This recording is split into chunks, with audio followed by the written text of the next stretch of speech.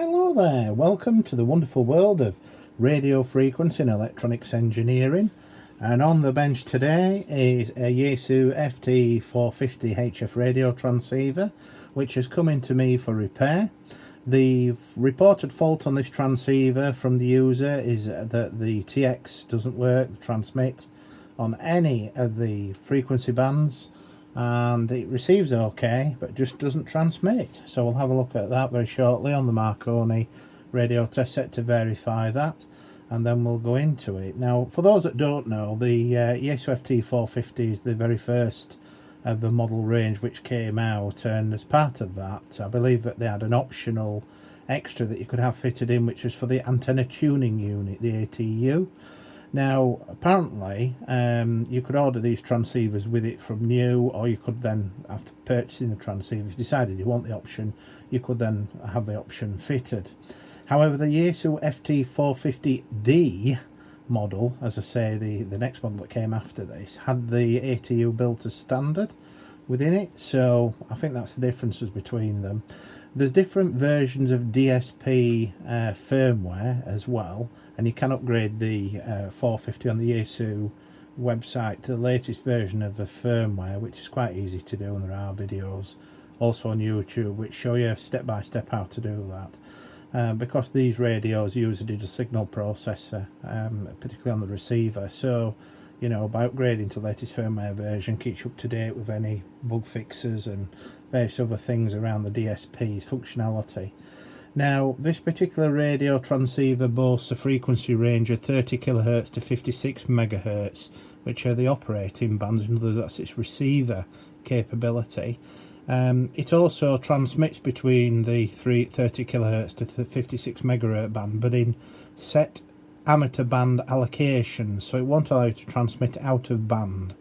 So for the international amateur radio frequency allocations, it will allow you to transmit. Now, as most of us know, there are modifications which generally around the microprocessor enablement resistors, which control the processor's control of a transmitter, that can be manipulated, which tends to be known widely in the amateur radio community as the Mars modifications, which allows the transceiver to operate on any frequency insofar as transmitting between sort of 30 kHz to 56 MHz. And I believe there is a modification you can do on these for that, like you can with most other radios. So it depends on, you know, what your preferences are. But again, this particular transmitter boasts an output power of 100 watts. It is a multi-mode radio transceiver, so it operates on the SSB modes, LSB and USB, lower sideband, upper sideband, CW modes for Morse key, AM amplitude modulation with a 25 watt blank carrier, unmodulated, and FM frequency modulation. So it's fully multi-mode on both receive and transmit. So what we'll do, we'll just verify the customer's reported fault first of all. We have various bits of test equipment here that we can use to analyse the radio. We've also got the Yaesu service manual for this particular radio, so we can have a look at that as well. So today we'll be using the ammeter, which is behind here, which is what we're measuring the quiescent current draw of the radio transceiver and ultimately what it draws on transmit. We've got the Marconi radio test set here, which is going to be used with regard to testing the transceiver, and we've got other pieces of test equipment we might be using as well later on in part of the fault finding. And then we've got the breakout screen there as well for the HF radio transceiver that's connected to the radio test set. This just breaks out the little screen that's on the radio test set, because sometimes it's quite difficult to see some of the images on the smaller CRT tube from this distance with the camera. So let's get into it then. So we've basically, from power on, obviously we've got the radio transceiver not drawing any current really, apart from about 12 milliamps or thereabouts. And then when we turn it on, the radio transceiver, if I can get it to come on, there we are, the radio transceiver draws 867 milliamps on that particular frequency. So what I'm going to do is I'm going to adjust the mode to see whether I can get it to go on to FM, and then what we'll do, we'll get the radio transceiver set up with the test set so that we can verify the fault.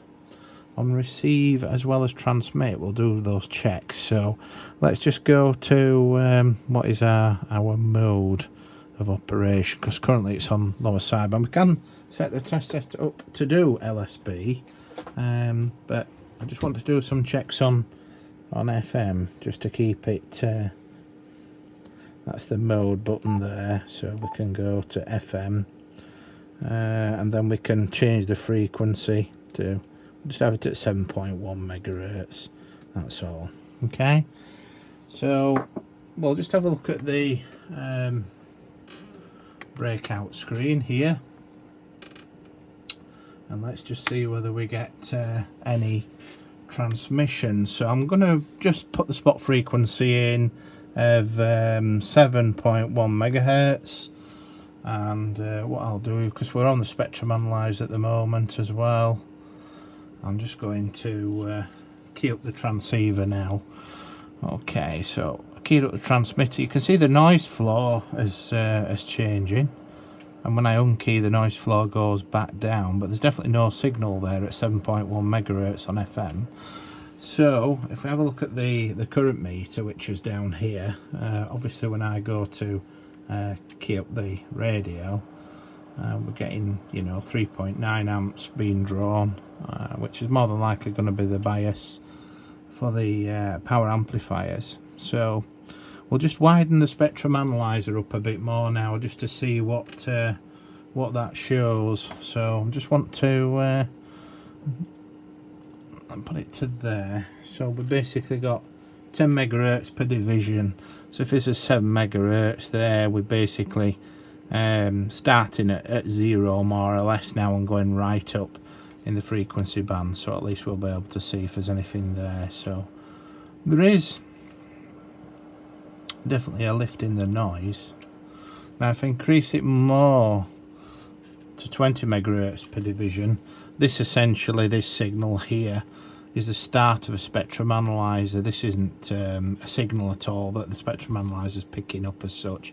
This is actually the start of the spectrum analyzer's starting range, which is obviously at right down at, you know, sort of 0 megahertz or thereabouts. So if I can just change the markers on, and then we can see that there where it says marker 1 just in the top, it's 0 megahertz, because I've got my mark at the top of that, and obviously as we move the marker along there right to the center of the screen is 7.1 megahertz, and then we can see essentially right up, if that's the case, up to about 20 megahertz. So we're going to widen this out now a lot. So now we've got, if I move the marker again, and we've got effectively right up to about 60 megahertz there, right the way down to 0 megahertz. So basically 0 to 60 megahertz is in this quadrant on here. So right, so if I key up the transceiver now, we can see there's definitely something down at the lower end of the frequency band. So yeah, something there, because this lower bit is a mirror of a top bit, because we're winding it up so far.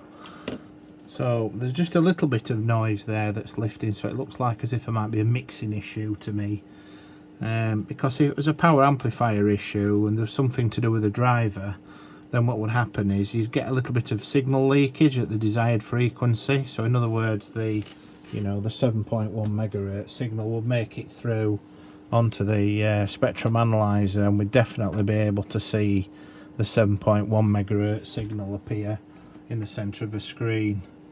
But obviously we can't even see that, because if I put the frequency in of 7.1 megahertz and key up, we're not getting anything really apart from just noise where we need it to be. So because we can't see any leakage of RF coming through, it does look like as if it's before the preamplifier or the pre-driver, the driver and the PA circuit. So that's given me a lot of information already. Okay then, so let's just move a band then. Let's just go, let's try up to, let's just try 29 megahertz again, mode, FM, just adjust it to 29 megs dead.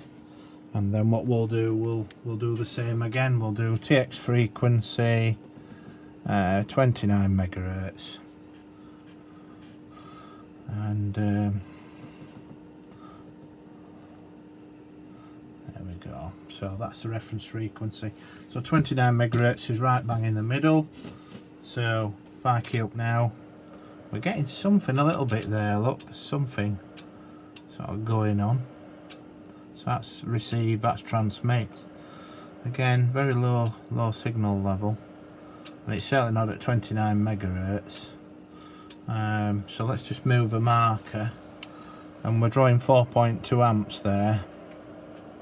So let's just have a look here at the markers and see if I can get that marker just to move across. So that's 27.68 megahertz, so it's not 29 megahertz where it should be. So again, yeah, it proves that there's some sort of mixing issue. So I'm just going to move the frequency band now to 50 megahertz.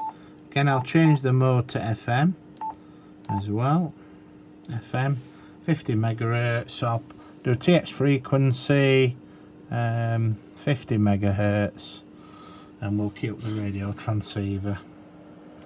Again, we're drawing 4.2 amps on the ammeter, but of course on transmit. But it looks as if we're getting some noise, the floor lifting, some RF noise. So let's just widen that up a bit. So again, there's something there, it's trying to break through, isn't it? As you can just see there, it's like a wide banded noise there. So let's just have a look here, see if I can just move marker 1 to there, and then let's move marker 2 as well, if I can get to switch my markers off for some reason. I don't know why I've done that. Right, marker 2, move marker 2, so marker 2 to there. So you're looking there around about 7 meg bandwidth between marker 1 and marker 2, which is displayed here. So we've got like a 7 megahertz frequency spread on transmit. So that's sort of now back in receive mode again, back onto transmit. And we can see there that ultimately there's that bandwidth there, as you can see, between those two peaks. So that sort of proves really that there's an issue with the mixing. Okay, let's just check receive now and see what we get there. Okay, so we're on SSB mode now, lower sideband, LSB. We'll just check the receiver. So what we'll do, we'll just set the Marconi up now to single sideband test, and we're in SSB transmitter test at the moment, which I don't want it on. I want it on receiver, so I want SSB RX down here. There we are. Just turn the volume down a bit. So we're on lower sideband there, and yeah, there's nothing wrong with that. That's okay. We'll change to upper sideband now. We'll just move that on the radio test set, and we'll now go to what is upper sideband mode on here. That's upper sideband.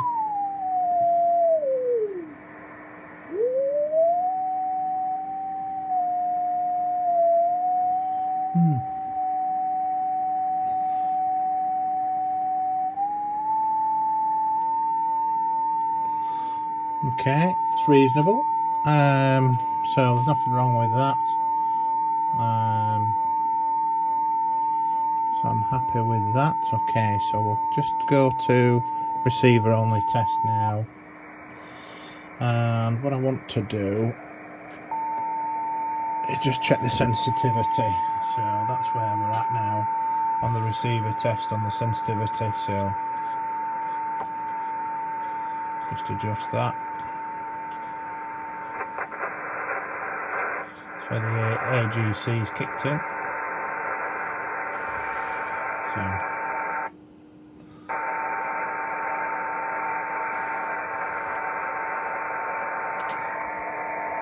yeah, nothing wrong with it. The SP is fully functional.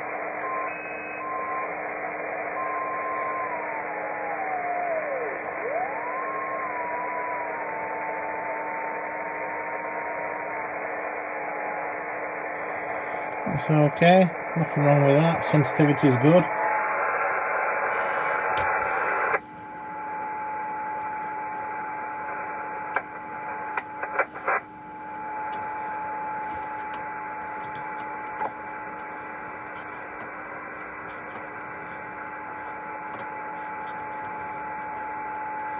That's good, nothing wrong with that. Right, so what we'll do now, we'll just set the radio up for AM and FM modes and test that. Okay, back to receiver test. RF frequency 50 megahertz, RF level, and then we'll just set the mode.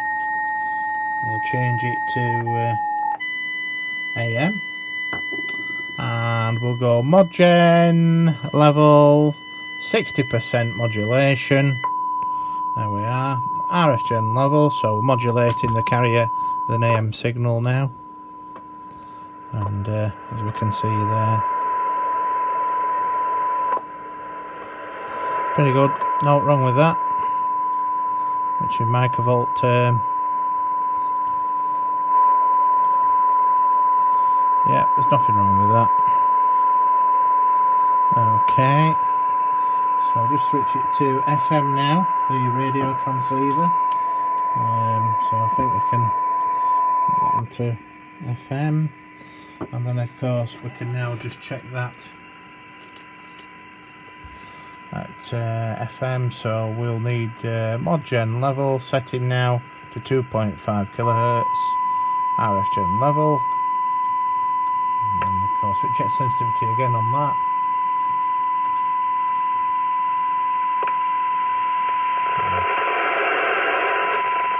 Nothing wrong with that. I'll just set the squelch a second. There we go. Yeah, very good sensitivity there. Okay, well what we'll do now, we'll just do a little test at random down on another frequency band.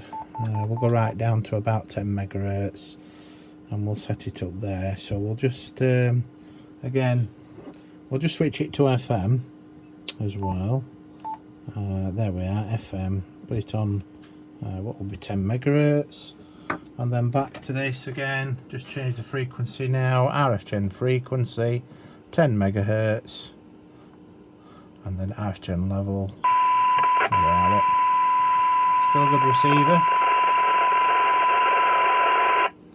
So obviously, you know, there ain't nothing wrong with that. Nothing wrong with that at all. So the signal meter's working as well, and that's all going as it should be.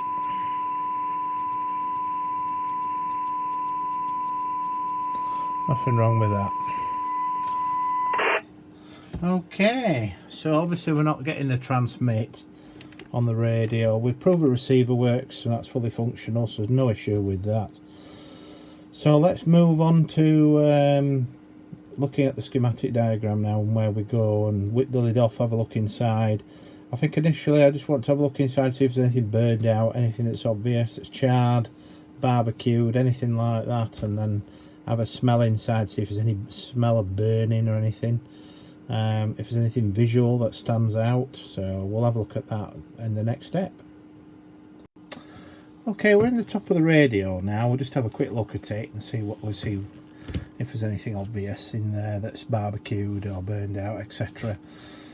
Can't see anything immediately that stands out, but we'll have a more detailed look. So the architecture of this particular side of the radio is that on the left here we've got what is a filter unit, and on the right we've got the transmit power amplifier section, which consists of a pre-driver, drivers and final PAs. So we'll have a look at both sections.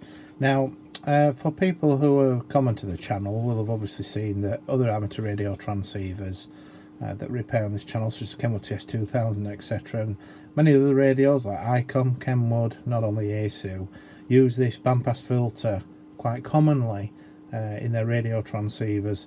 And these tend to be, which we'll confirm with the circuit diagram later on when we look at the manual, that these tend to be bidirectional filters, in that they can both be used to filter the receive signal coming in from the antenna, as well as the transmit signal drive, which comes obviously from the synthesizer before it gets to the power amplifier. And likewise as well, going out from the power amplifier, it can go through these filters as well. Depends how they've configured it, but on the Kenwood TS2000, for example, the output of the power amplifier gets fed through these filters, and then likewise the receive filters are switched in as well. So these relays will switch in between receive, transmit. There could be pin diode switches before and after, or active relays that are switching in the receive transmit paths. But basically the architecture is such that each one of these lines is a separate band filter. So we have specific bandpass filters that are for each particular frequency band, and you'll often hear little clicks going on inside as you're going around the, you're tuning the main dial on the front and you go to different frequency bands. You'll hear little clunks and clicks coming on inside. So what happens is that, as the term bidirectional implies, when we're in receive mode, a receive signal will pass through one filter and then go out to the receiver, which is on the other side. We'll have a look at in a moment. But likewise, when we then hit the transmit button on the microphone and we go to transmit, then the output signal from the power amplifier is also fed through one of the filters, depending on what frequency band we're on. So these relays will switch to the transmit mode and switch the transmit path through and then out, and likewise in receive will flick the other way, and obviously then we'll get the receive signal coming back.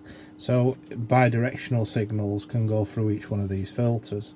This is not the ATU, the antenna tuning unit. That's on the other side, and we'll have a look at that in a moment.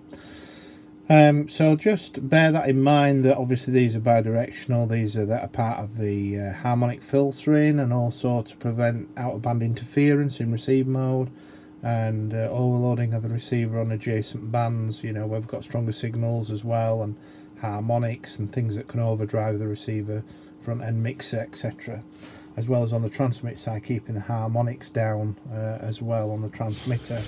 So if we just turn the radio around a little bit here, we can see that this is labelled TX drive on the PCB. This is where the synthesizer connects to on the power amplifier board. We've got a driver, transistor, input transformer then to what is two drivers, and then obviously this then is essentially the output transformer from these two drivers, which then splits the signal again to the two power amplifiers, and ultimately then the two power amplifiers are combined again in another output transformer before it then leaves to go out, obviously up to the filter and ATU, and then ultimately out the back socket then to the antenna. Now obviously we've got this configured so there's a pre-driver, driver and power amplifiers. Normally if one of these transistors is packed in, or there's some supply issue, we would normally, with this radio test set to high sensitivity mode on the spectrum analyzer, we would normally see some leakage from what is the synthesizer drive making its way through and out. So we'd see some sign of a little amplitude of signal there, which will be present.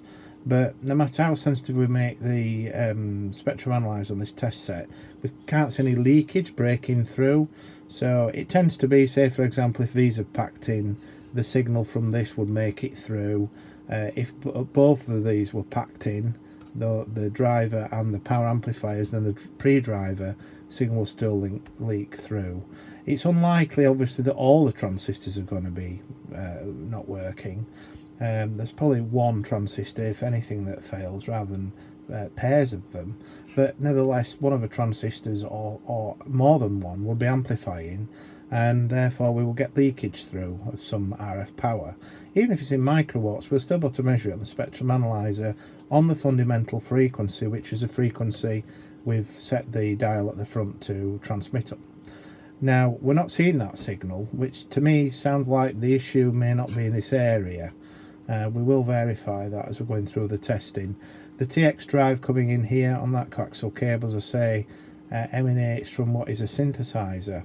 Now most radio equipment that you tend to come across in commercial, military and that arena, be LMR, land mobile radio, PMR, marine, airband, commercial radio equipment, military radio equipment, tend to operate where the VCOs themselves generate the fundamental frequency that the radio transceiver is going to transmit on, and likewise then produces what will be the local oscillator injection frequency for the receiver first stage mixer, and thus the fundamental frequencies generated by the synthesizer tends to be direct from the VCO, and that then enters the TX power amplifier. However, on amateur radio transceivers, and followers of a channel will know that we've been into this in great depth with the Kenwood TS2000 repair videos, that most HF radio transceivers, be it Yaesu, ICOM, Kenwood, etc., they don't produce a fundamental, or they tend not to anyway on most models, a fundamental frequency from the VCO itself. The VCO can be used to generate the fundamental frequency on most radio transceivers, the amateur radio, on VHF and UHF.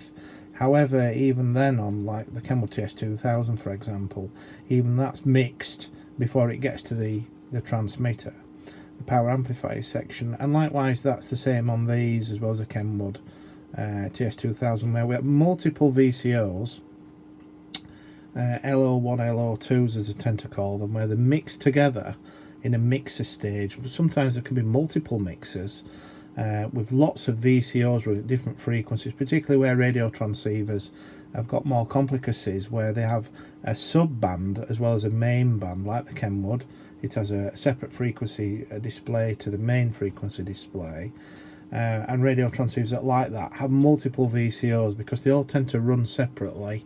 They won't interfere with one another, and to prevent interference from one VCO essentially running into the receive band of the other sub-band receiver, to prevent the VCOs from internally generating what are called birdies or harmonic interference to the secondary receiver, they tend to have multiple VCOs running at really out of band frequencies, either low or high in frequency, outside of the frequency range that you're tending to be receiving on either the A or the B or the main or the sub-band receiver.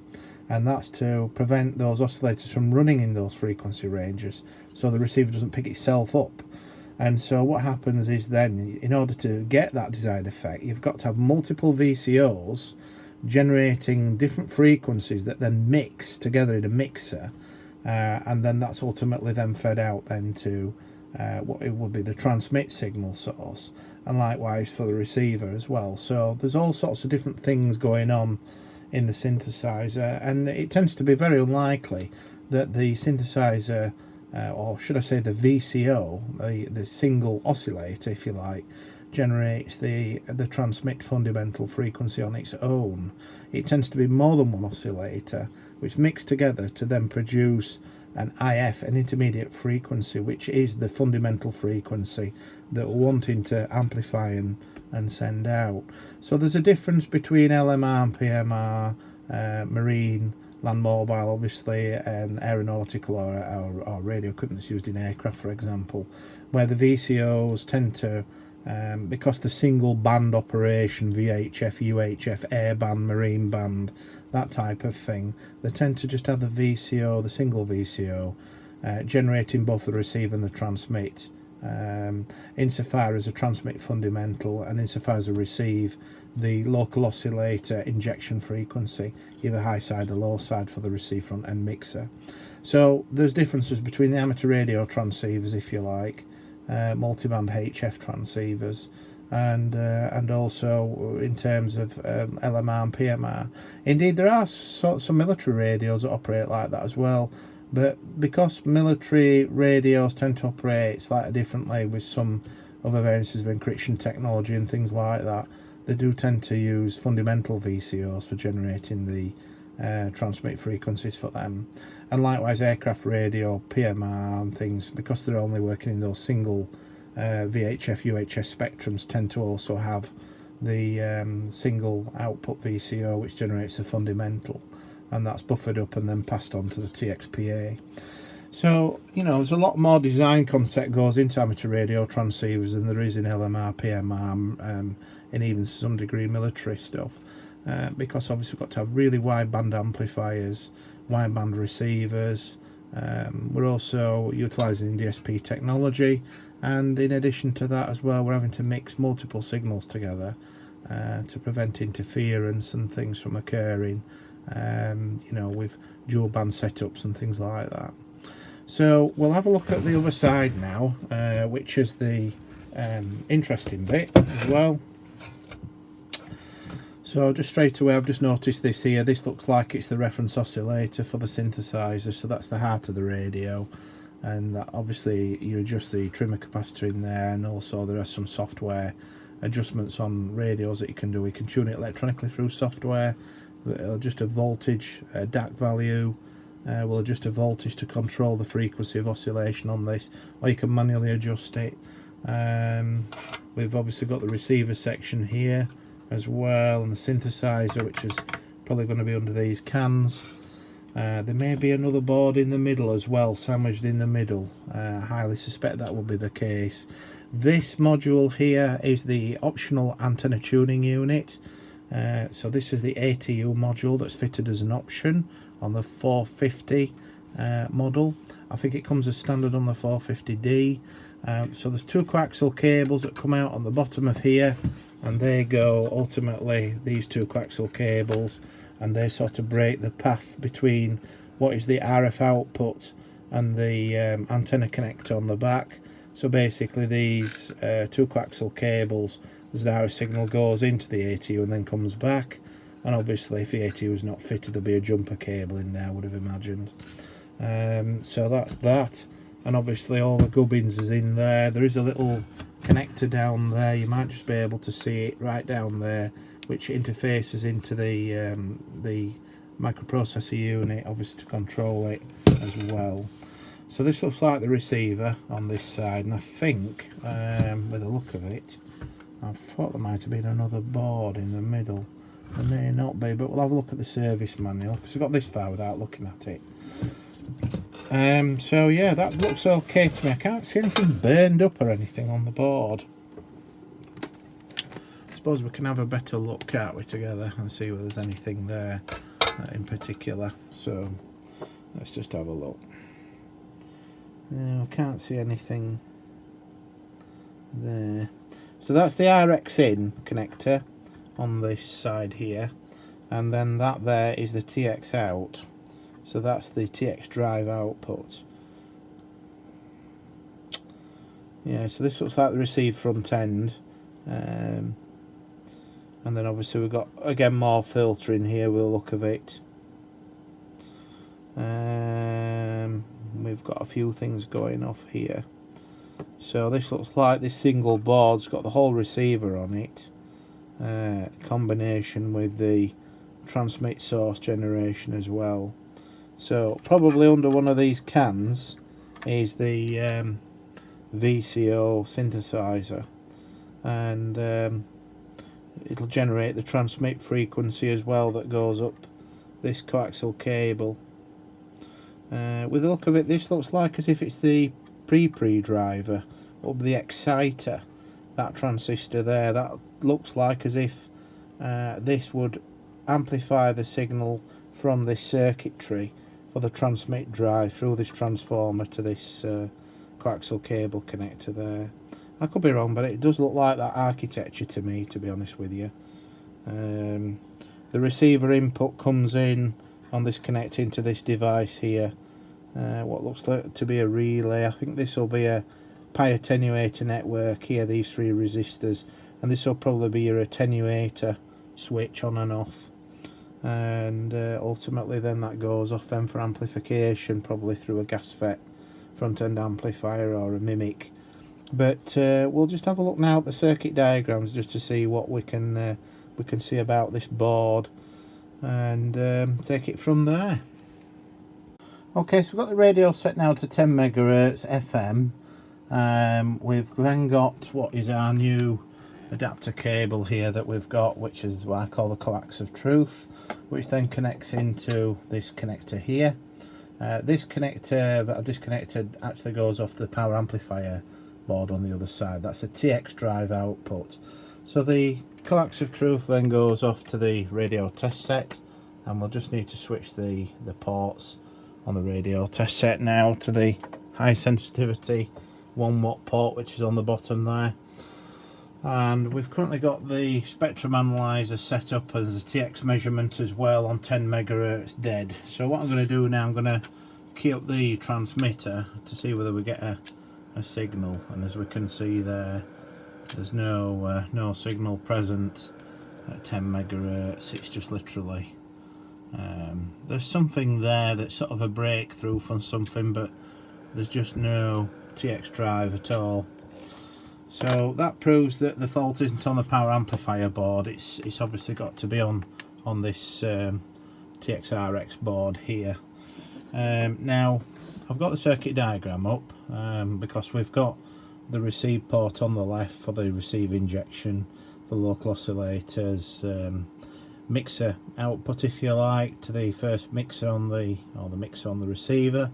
So that's the local oscillator output for that, and this on the right is a TX output obviously.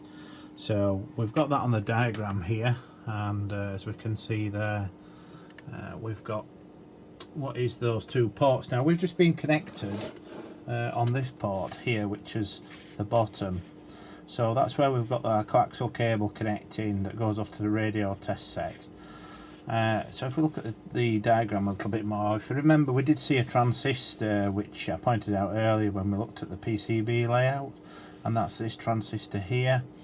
So again, common sort of architecture. We've got a supply coming in here through a radio frequency choke by 100 ohm resistor in this case, through this coil, and then obviously to the collector of this power transistor. Likewise, the emitter of this transistor seems to have a control on it as well, because instead of going via emitter follower to ground via an RC network, it just goes via a transistor, which then puts the ground path in. So this is actually an enablement line, or a send line if you like. There's a TX inhibit line as well. So if there's a fault with the radio, i.e. the transmitter isn't allowed to key up because the VCO is not in lock, or for example the VSWR is too high, a TX inhibit signal will be given here, and that will then obviously deck this base, switch this transistor off, and then prevent the emitter of the RF power amplifier signal transistor there from being earthed or being grounded, so therefore it can't operate. So we've got a send enable line. This is obviously active high, so this will then put the bias on the base and then provide a ground path to the emitter of the RF transistor. So we're not getting any RF signal or any leakage through there at all, so it's as if there's no RF coming in anyway. So if we follow this line back, it looks like we get to some kind of a bandpass filter architecture. All this bit, we've got some pin diodes, multiple diodes that allow the switching of different filters, etc. Right the way up here, loads of filters going across bandpass filters, and ultimately the input signal seems to be on this side here, coming from these two transistors. So yeah, these bandpass filters appear to be these devices here. That's in this area, so made up of surface mount inductors and capacitors. And then what we've got, if we just look a little bit further on, while we diversify a little bit into the methodology of how it works, we have obviously two transistors here which are driving one another, but again we've got some control going in on the emitter on this one. But if we just disregard that for a moment, we've got RF drive coming along here with the look of it. We've got some more tuning coils here, ultimately with something here, a FET. There's a FET here, this 2SK151GR, that's supplying a signal.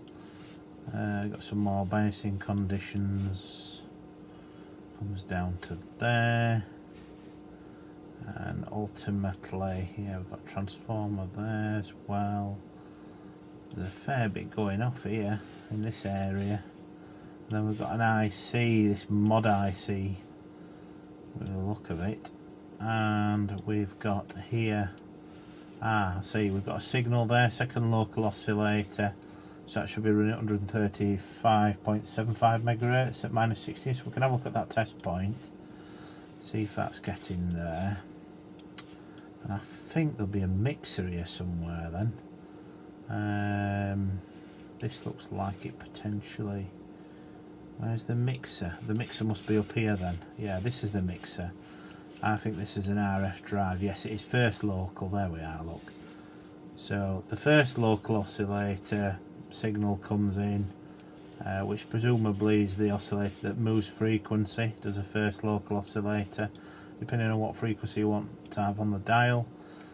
Because the other local oscillator here, which is where this mod IC is, this is 135.75 megahertz fixed, so that's coming out and obviously mixing then in here with a signal which is a variable frequency oscillator, which comes from this buffer circuitry here. So let's just have a look at that. What is it called? Local bus or something, which comes down this way. Local bus all the way down. That's local 2 there. Local 1, local 2. So there's a couple of oscillators here then, which look like as if, yeah, there's a reference clock.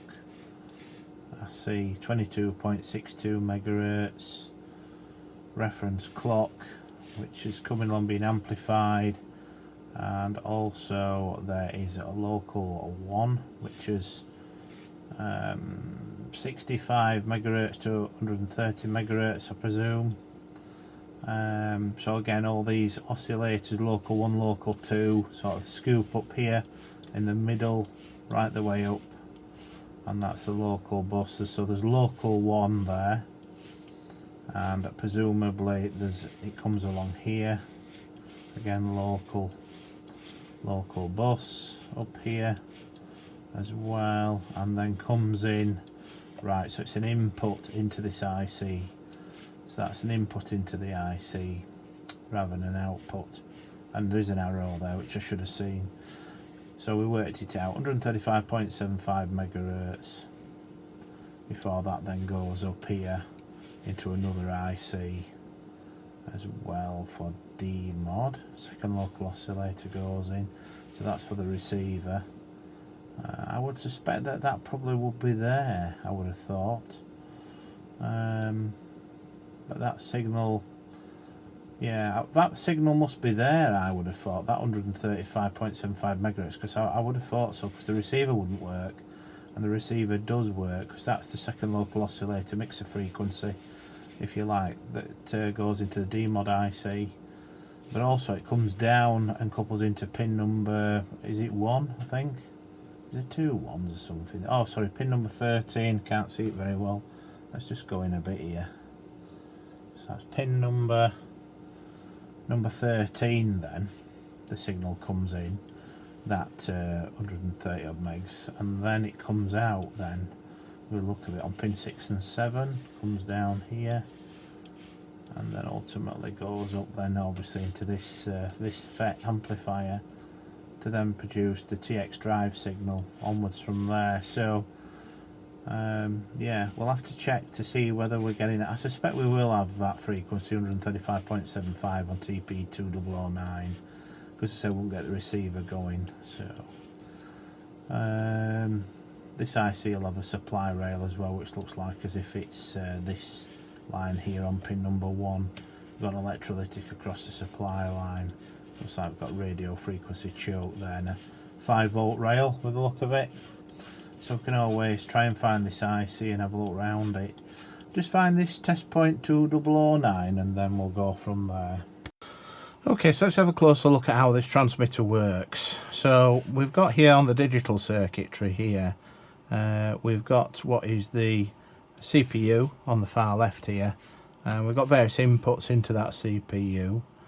Now we do have a data bus which links the CPU to the digital signal processor, And this is one of the main features in this radio, is having digital signal processing IC, because what the DSP does is that sets up all those variable filters that we can manipulate on the receiver and the transmitter for both audio filtering for low pass, high pass cutoff, pass band, reject band, all the audio sort of filtering, noise blanking, audio bandwidth selection, so we can filter out the noise from a transmission, or we can also make the mic audio more punchier and process the audio by turning on the digital signal processor to basically improve the speech on the transmit path. So this ultimately leaves here as data to what is a codec with a look of it, and it looks like we've got two signals, I and Qs. It looks like the solid line is the input from the receiver that goes into the same codec, obviously to be digital signal processed. And likewise on transmit we've got the dotted line which we need to follow, and this is the I and the Q output. So these aren't just audio signals in their own right, these are actually baseband RF signals, which are two separate frequencies carrying the audio. So these are I and Q. These leave that low pass filter on this dotted line here, and the two signals go through what is the connector here, the logic to RF board interconnect. They then go right the way up over here to the right, seem to go all over this one, and this dotted line comes up here, and then it enters what is this integrated circuit, which is an RF2713.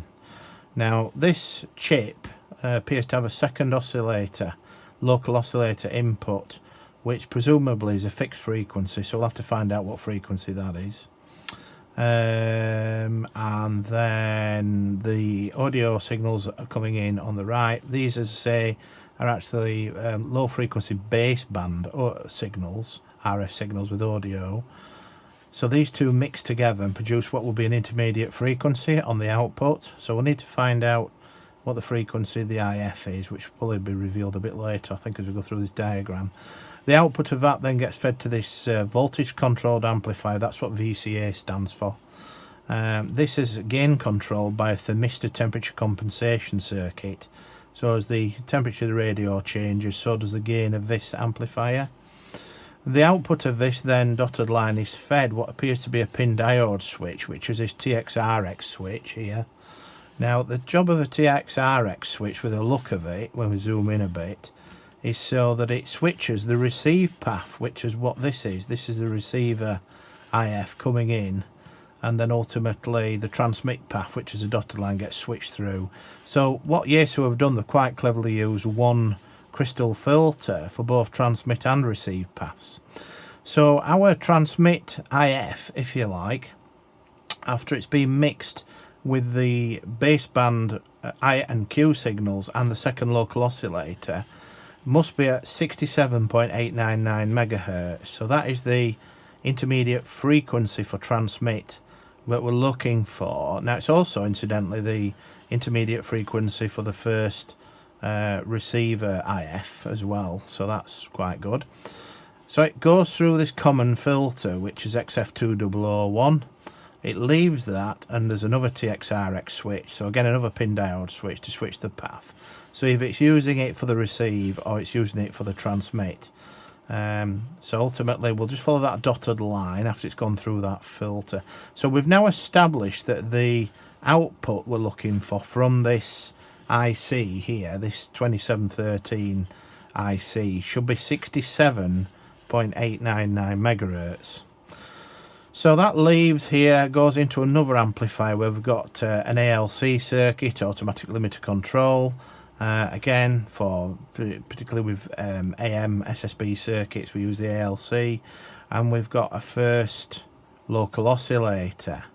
So this must be the variable frequency oscillator. As we turn the dial on the front of the radio one way or the other to tune it to different frequencies, or input those on the keypad, then the frequency oscillator coming into here mixes with the 67.899 megahertz.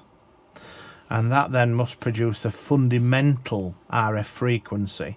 So it's only after this mixer on this point here onwards do we get the fundamental frequency of a transmission we're wanting. So if we, in other words, if we set the dial for say 27 megahertz for example, then that would be the output here, 27 megahertz. Before this that would be 67.899 megahertz. That has to mix with the variable frequency oscillator, which is the first LO coming in order to change the output then to the frequency they're wanting, which is the fundamental. So we've got an attenuator circuit. We've obviously got a low pass filter which is sub 60 megahertz, because this radio operates right the way up to 50 something megahertz. And then we've got another voltage controlled amplifier. Again, we've got another gain control.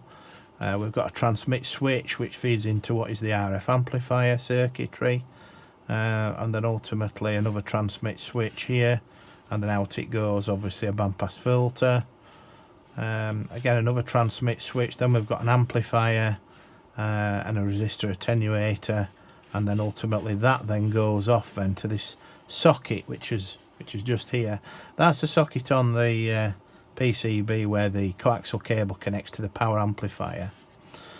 So I just need to find out now, when we look at the circuit diagram, what frequencies that we're expecting. So if we just minimize, and then just go to the schematic diagram, and let's just have a look and see if we can find anything on there.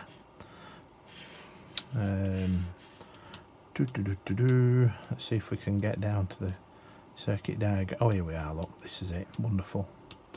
So let's have a look. Yeah, looks like as if it'll probably be up here somewhere, I think. There we are, look, that's it. So here we go. This is the RF2713 IC. So these are the INQ signals here which are coming in now. These obviously the digital signal processor coming in, so I need to find out what frequency these will be running at, but these are coming on pins number 1 and 3 obviously on the IC. Now the frequency that's coming in, which is from the second local oscillator, is here, local 2, and that's running at 135.75 megahertz. So in order to get 60 something megahertz output, whatever signal is coming in on the baseband here from the INQ, that's got to be the difference. So we can work that out obviously, but 135.75 megahertz is a fixed frequency which we can measure on TP2009, and ultimately that then comes into the IC to be mixed then with the baseband INQ. That then produces an intermediate frequency then on pin 6 and 7, which are these two. These are the output pins of the IC. So the output of the IC is that 60 odd megahertz that we looked at with a crystal filter, and we'll see it again in a moment. So we get an IF signal coming out of here, comes along, looks like there's a 1k pull-up resistor to supply, so it's probably 2 transistor amplifiers in there, which gets its supply from this 1k resistor.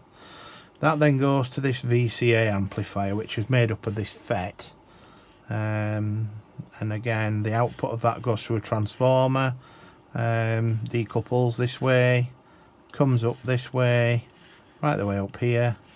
We'll just follow it. That's that pin diode switch we were just looking at.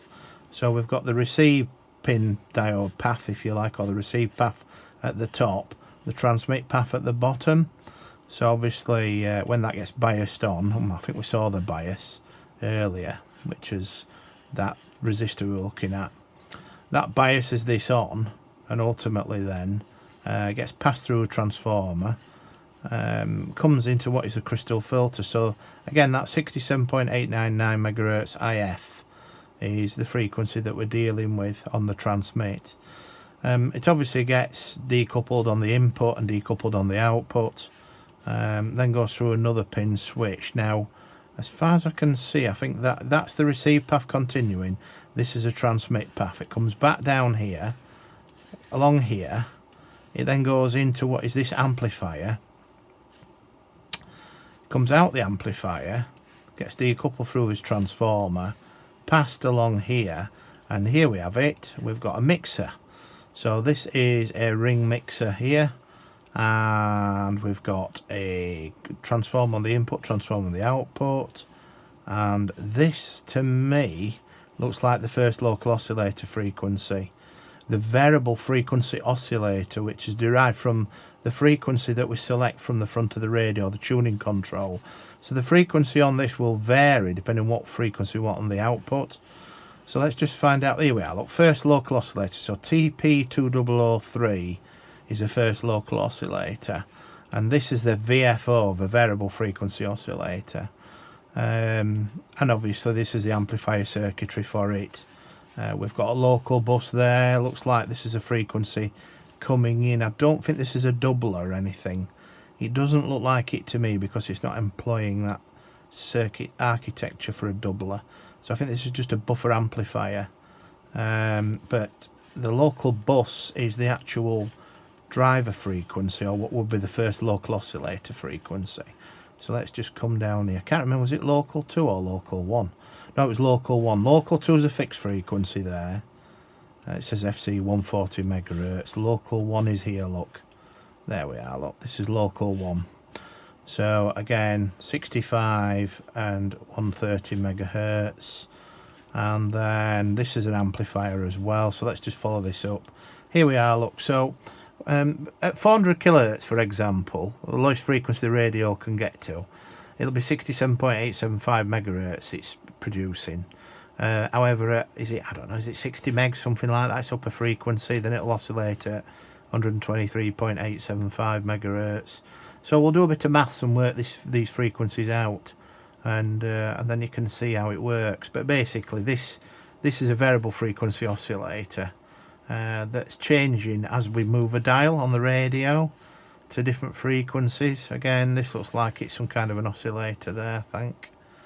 Maybe not. No, it's a loop filter up there. This looks like, and the PLL. So that's a loop filter circuitry. This looks like the PLL and the VCO. Looks like these are the VCOs here. VCO1, VCO2. So there's 2 VCOs on the unit. One is obviously, you know, really low frequency, and then the other is a higher frequency. And this is a tune volts line. That is the VCV line there for tuning the lock voltage. Come along, that's a loop filter, and the control voltage should be down here. And again, this is a phase lock loop line coming in. So this is the PLL IC. There'll obviously be an RF output sniffed as well, which is that there, I think, on pin number 6. So the output of there's an output that goes off to what is our mixer stage, if you like, which is that, but then the output's buffered and a sample of the RF's passed in then on pin 6 to the PLL. So basically the PLL can see what change it's making to the frequency of the oscillator. It gets an input coming in here, and when the reference oscillator signal is compared with it, there should be a reference oscillator signal coming in somewhere. It'll probably be on one of these lines. No, 0 o'clock 0 data. That's your frequency programming data that's coming in.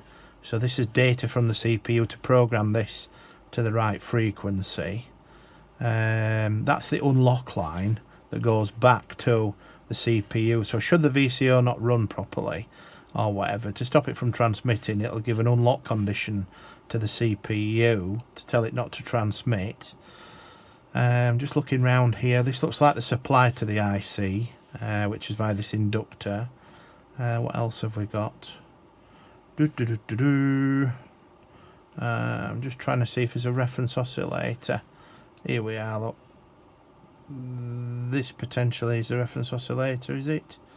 It may be, may not be. VSS, VD, no, that's not it. I don't think so. There should be a reference oscillator, which I think is this. I think this is a reference oscillator circuitry here.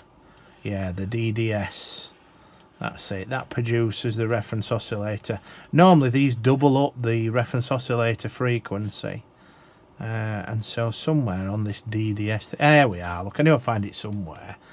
reference clock. So 22.625 megahertz is the actual reference oscillator for the radio. That's the heart of a radio. So that produces a fixed frequency at 22.625. That's a reference frequency that the PLLs use. So this PLL gets fed with that frequency, and the frequency may change as well, because obviously 22.625 megahertz lies in the actual receiver's frequency range on the radio. So what tends to happen is you get to a frequency close to that 22 megahertz, it does something magical. What it does, it programs this DDS IC to double the reference oscillator frequency from 22 to something like 44 megahertz. So it changes the reference oscillator frequency that's applied to this PLL IC. It's quite clever how it does it. And then what happens is this changes its division ratio to compensate, so then it can keep the VCO in lock. Obviously all PLLs work in the same fashion, that we've got frequency programming coming in from the microprocessor. We're then comparing that frequency programming that's coming in, sets up programmable dividers and prescalers within the PLL. So it compares the incoming frequency from the oscillator sample that's taken. It divides it down by division ratio chosen by the programming, and then that is then compared against the reference oscillator frequency that's coming in, the fixed frequency that's coming in, which is on this line there, pin 8. So if these two are in phase, as in they're on the same frequency, then the PLL is said to be in lock. And what that means is then the oscillator is being steered onto the right frequency, because the output of the PLL, obviously, we've got a tune volts line, which I believe is this here on pin 16. There's a tune volts line, comes up here, goes along, and then ultimately, I can get to it, it comes down and sorts all the tuning out. There we are, the loop filter, there we are. This is the tune volts line. So the tune volts coming out then from what is the pin 2 of the PLL. So we get square waves coming out. So the wider away frequency is, if the frequency of the oscillator is too far away from the frequency of the reference oscillator, when it gets compared in there, it says, well, hang on, these two frequencies are too far apart. So it changes, it gives a wider mark space ratio square wave out on pin number 2, and then what that does, then it induces a DC voltage, which is on our loop filter here. So this filters out the sawtooth stroke square wave to a nice steady DC voltage coming out that can change quite rapidly, and ultimately then that VCV line that's here, tune volts line, will steer these oscillators, because we've got these varactor diodes. These are variable capacitance diodes that then change the frequencies of the oscillator, influence the frequency running of the oscillator, and as I've said earlier, the output of this gets fed right the way back to this IC via this amplifier, this common emitter amplifier. Comes in on pin number 6, gets compared again with the reference frequency coming in on pin 8, and as the frequencies start to get closer, the mark space ratio coming out to the loop filter changes, so the mark space will get narrower, so the voltage, the control voltage, starts to fall away. And as the frequencies get together and they're like in phase, then the control voltage won't change. As the temperature of the oscillator starts to move and drift, or whatever temperature or physical disturbances, then obviously one oscillator will try and drift away from what is the fixed frequency of the reference oscillator. As it tries to drift or move, it'll then grab hold of it and pull it back with a DC control line. Likewise, if we try and change the frequency, so we're changing the dial on the front of the radio, the data coming in, programming the data bus within the PLL, will alter its division ratio, so then ultimately then the frequency can change, because if you alter the division ratio, the comparison frequencies between pin 6 and 8 naturally change on pin number 6, because pin number 8 is fixed, and then thus the division ratio changes to equate for the frequency that we're wanting. But in all cases, pin 8 doesn't change its frequency, and that's the reference oscillator input. So we may need to check that the VCO for the transmit is actually in lock by going on to what is this VCV line as well, this line here. But we shouldn't need to do that just yet, because prior to this we've got the second local oscillator, which is a fixed frequency, which goes into that IC, that 2713 IC. Where is it now? I've just lost it. It's here somewhere. Let's just find it again. Oh, there we are, look. So we have our first check should be around this IC first. I think we need to check to see whether we've got this frequency on that test point, and we've also got the baseband audio signals coming in here as well. We could check that voltages around this IC, what its output is, if anything, which should be around about, is that 68 megahertz, various that frequency, and then we can move from there and go further forward. But we can always check the output as well on the board. That's something that we can look at before it goes to the PA again, see if there's anything coming out of it at all, even though it might not be on the right frequency. So yeah, that's a little rundown of that. So let's do some voltage measurements now and signal measurements around this IC once we find out where it is. Okay, so I just had this coaxial cable that goes off to the radio test set, the spectrum analyzer, connected here on this socket, which is where the TX power amplifier connection is, just here. That takes the signal from the analog board here off to the RF power amplifier on the other side. So I've unplugged it, and then I've just connected this on just to see whether we can get this to give an output signal. So we've got that leading off now on what I call the coaxial truth, which is via a proper RF connector all the way back to the radio test set. Now the radio is currently tuned to 50 megahertz, so if I put in 50 megahertz here, and then we key up the microphone on the transceiver, you can't actually see any signal there at all on transmit. So there's obviously no RF output at all off that analog board going to the TX power amplifier. So what we'll do, we'll just flick this test set over to the high sensitivity port, and we will then just disconnect this coaxial cable, because we verified there were no signal coming out of here, and we'll leave that unplugged just for the time being. So now what I want to do is look at that IC, which is this second local oscillator. So this is what we were discussing earlier. It's a fixed frequency at 135.75 megahertz, and that ultimately is this test point here. I want to see if that's running, so let's do that. It's quite easy check to do. We'll just set up the spectrum analyzer on here. So we'll set this at 135.75. Is it? Have I got the right frequency? I'm sure it was. Yeah, 135.75 megahertz. And what we will do, we will just go TP2009 is just there where my fingernail is, just there. So we will connect onto that. I'm just being careful not to short anything out, because it's quite easily done. So I always use this little magnifier because it's such a tiny little thing to get onto. We'll obviously switch. We've switched onto the high sensitivity port now on the spectrum analyzer, and there we are. So we are getting a signal there. So that second local at 135.75 megahertz on TP2009 is present. So let's have a look at the baseband signals coming in, or what is the INQ signals then coming in onto I think it's pins 1 and or whatever it is. Yeah, it's these pins 1 and 2, I think. Is it? Where is it? Just trying to find out which one it is. Am I on the right IC? Yeah, let's have a look. Yeah, there we are. Look, pins 1 and pins number 3. So we've got some decoupling caps here, so we could go straight onto either side of these caps, and we'll check to see whether there's any audio signals there and what frequency that's running at. So let's do that next.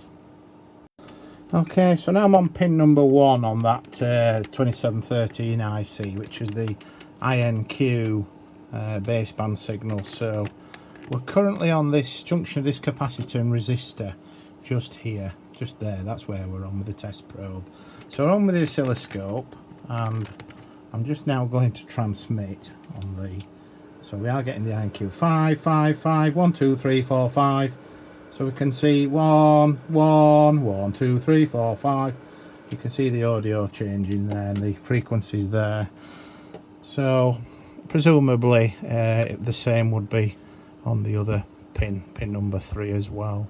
I've no reason not to suspect it, but we can verify that. I'll just get my little magnifier so I can work out which pin it is, because again, you've got to be really careful you don't short things out, because it's so easy to do that. You know, you can blow something up quite easily and not realise you've done it until it's too late and everything's gone up in smoke, because everything's quite closely populated in terms of space, you know. Right, that's the other pin. 1, 2, 3, 4, 5. 1, 2, 3, 4, 5. So this is a Q. The signal we were on prior to this was on pin number 1, and that was the I. So we've checked both the I and the Q signals now on both these. So we have confirmed already then that we've got 2 conditions correct going into that IC, which is the second local oscillator frequency 135.75. We checked that on the spectrum analyzer. We've also checked that the I and the Q DSP signals are coming into the pins 1 and 3 on this IC as well. So now we need to check the supply rail. Now the supply rail as well, because I'll need to look at the output as well on this IC just to see whether there's an output on it. But I'm gonna check the supply rail as well. We'll do both, I think. Now we've got to be a bit careful here, because that coaxial cable that I'm using is terminated into 50 ohms when it's used on the RF port. So if pin 1 is the output, sorry, pin 6 and 7 are the RF output. So pin 6 and 7 should be carrying that 67.899 megahertz IF coming out on here, and that ultimately then goes up. Now if we look here, we've got to be careful, because we've got the supply rail here which goes into the IC there to supply it with power, but we've also got a pull-up resistor. Now this R2191 or whatever it is on the output there, now that I think is also biasing something internally within the IC on pin 6 and 7, so we'll have a DC condition there. So if I go sticking 50 ohms resistor across it basically, which is effectively what I'm doing when I go over it with the coax of truth, and yes, that's confirmed there, look, because we've got a blocking capacitor. So it's definitely the case. So we've got a 1k resistor there. Naturally, if I put 50 ohm in, it acts as a potential divider, so it'll pull the voltage, the DC voltage, down to its knees on here, and thus it won't bias the chip properly, and we'll get false readings, false conditions. So that's one to bear in mind. You might get away with it with a ×10 scope probe or something like that. Again, if you're sensible, you couple it via AC rather than what I'm doing, which is you know, I'm using a spectrum analyzer to look at that. Same if you're using a frequency counter that wasn't capacitively coupled and it had a 50 ohm termination within it, then naturally it's going to pull the voltage down, the DC voltage. The chances are both these pins have got like a common emitter amplifier on them, and that buffers the output then, so that's where it gets its supply from. So chances are, yeah, if you don't put a capacitor in series with your coax that you're using for sniffing there, or maybe even just go after, again, it's not too much of a problem in this measurement if we go on this side of the capacitor, but it would then 50 ohms pull down the bias voltage to this FET and affect that, but we're not bothered about that. We just want to see if there's a 67.899 megahertz signal present just here. So we can put the 50 ohm coaxial cable straight across there, or if you want you can put a capacitively coupled one anywhere. So I'm just going to now go back to spectrum analyzer on here. I'm going to go to what is, I'm going to change the RF cable over now to the what is the high sensitivity port on the radio test set, and then we're going to set the measurement up then, TX frequency to 67.899 megahertz, and then we're going to now effectively go on to pin 6 and 7, which is this here, this decoupling capacitor just there. So right, let's just go on to the spectrum analyzer, which we've got going there. I'm now going to put the coaxial cable onto the board, and let's just see what we get. If we get any smidgens of any signal, it would appear obviously on here. So let's just see. Right, okay, I'm on there now. I'm going to transmit, and we're not getting anything. There's absolutely nothing there. Just transmitting again, and we're not getting nothing at that frequency. So that proves to me that IC's gone. We've definitely got the right frequency. Everything's sorted there, and we're on the right port, and we've got everything selected as we should be. But on here we've confirmed then that we've no output at all, no RF output. So I think we just need to check the DC conditions now on this IC. So that will be pin number what? That will be pin number 14, I think it is. It looked like a 1 then, but it's been covered with this circle. So I can do that now by going on to what is the AF. Well, let's have a look here. It will be under there. Oh, where's it now? I think it's under here. And then it'll be full function multimeter. And then we will need DC volts. And then we've got our probes. So just get those and put one on the ground on the chassis of the radio. So we'll just go on to here. Okay, so just put one in the back there. And then we've got the other probe. Now you've got to be really careful doing this measurement, because again, you know, even though these probes are only thin, you can still short things out. So pin number 14 should be facing us. It should be towards the front of the radio down here. So number 14 should be on there, because 1's on the other side. So number 14, and I'm just going to look through my little magnifier just to make sure that I'm going to get on it right. It comes up, goes along here, and it goes to that, which is the inductor. So let's just go on to the pin if we can. Again, I've got a capacitor just here. So what I'm going to do, I'll put the camera back on the voltmeter, and let's see whether we've got the supply voltage. So let's just have a look. Let's have a look there. Right, just be really careful. And we've got the voltage just there. We'll just put the probe back on because it's slipped. There we are. 4.89 volts. So that to me looks as if that IC there has popped, has gone. Now again, it's one of those weird things, isn't it? But anyway, let's just look at that a bit further, I think, on the schematic, on the functional diagram for that IC, and see whether we can work out that there aren't any external components around it which ultimately could cause a misreading. So we've quite a few clusters of pins here to ground. We've got a couple of unused pins. We've obviously got here what would be the signalling on pin number 13. The pin number 14 is a supply, so we've checked that. Pin number 1 and 3 are the INQ. However, 2 and 4 are linked together. Excuse me. And there's a capacitor to ground there. That looks okay, because I just looked at that under the magnifying. It'd be very difficult for that to fail. Pin number 5 again, 0.1 mic at 0.1 at 16 volts, again non-polarized, so that'd be unlikely to fail. 6 and 7 is the RF output. So there's nothing I could see really that could cause that failure. There's no dry joints to any of these components. I've had a look at them. So it could be the IC itself has failed. Looks that way. we're getting the supply, we've got the ground connections, I've verified that all the pins are soldered well, all the components around it seem to be okay, so I can't see what the problem would be.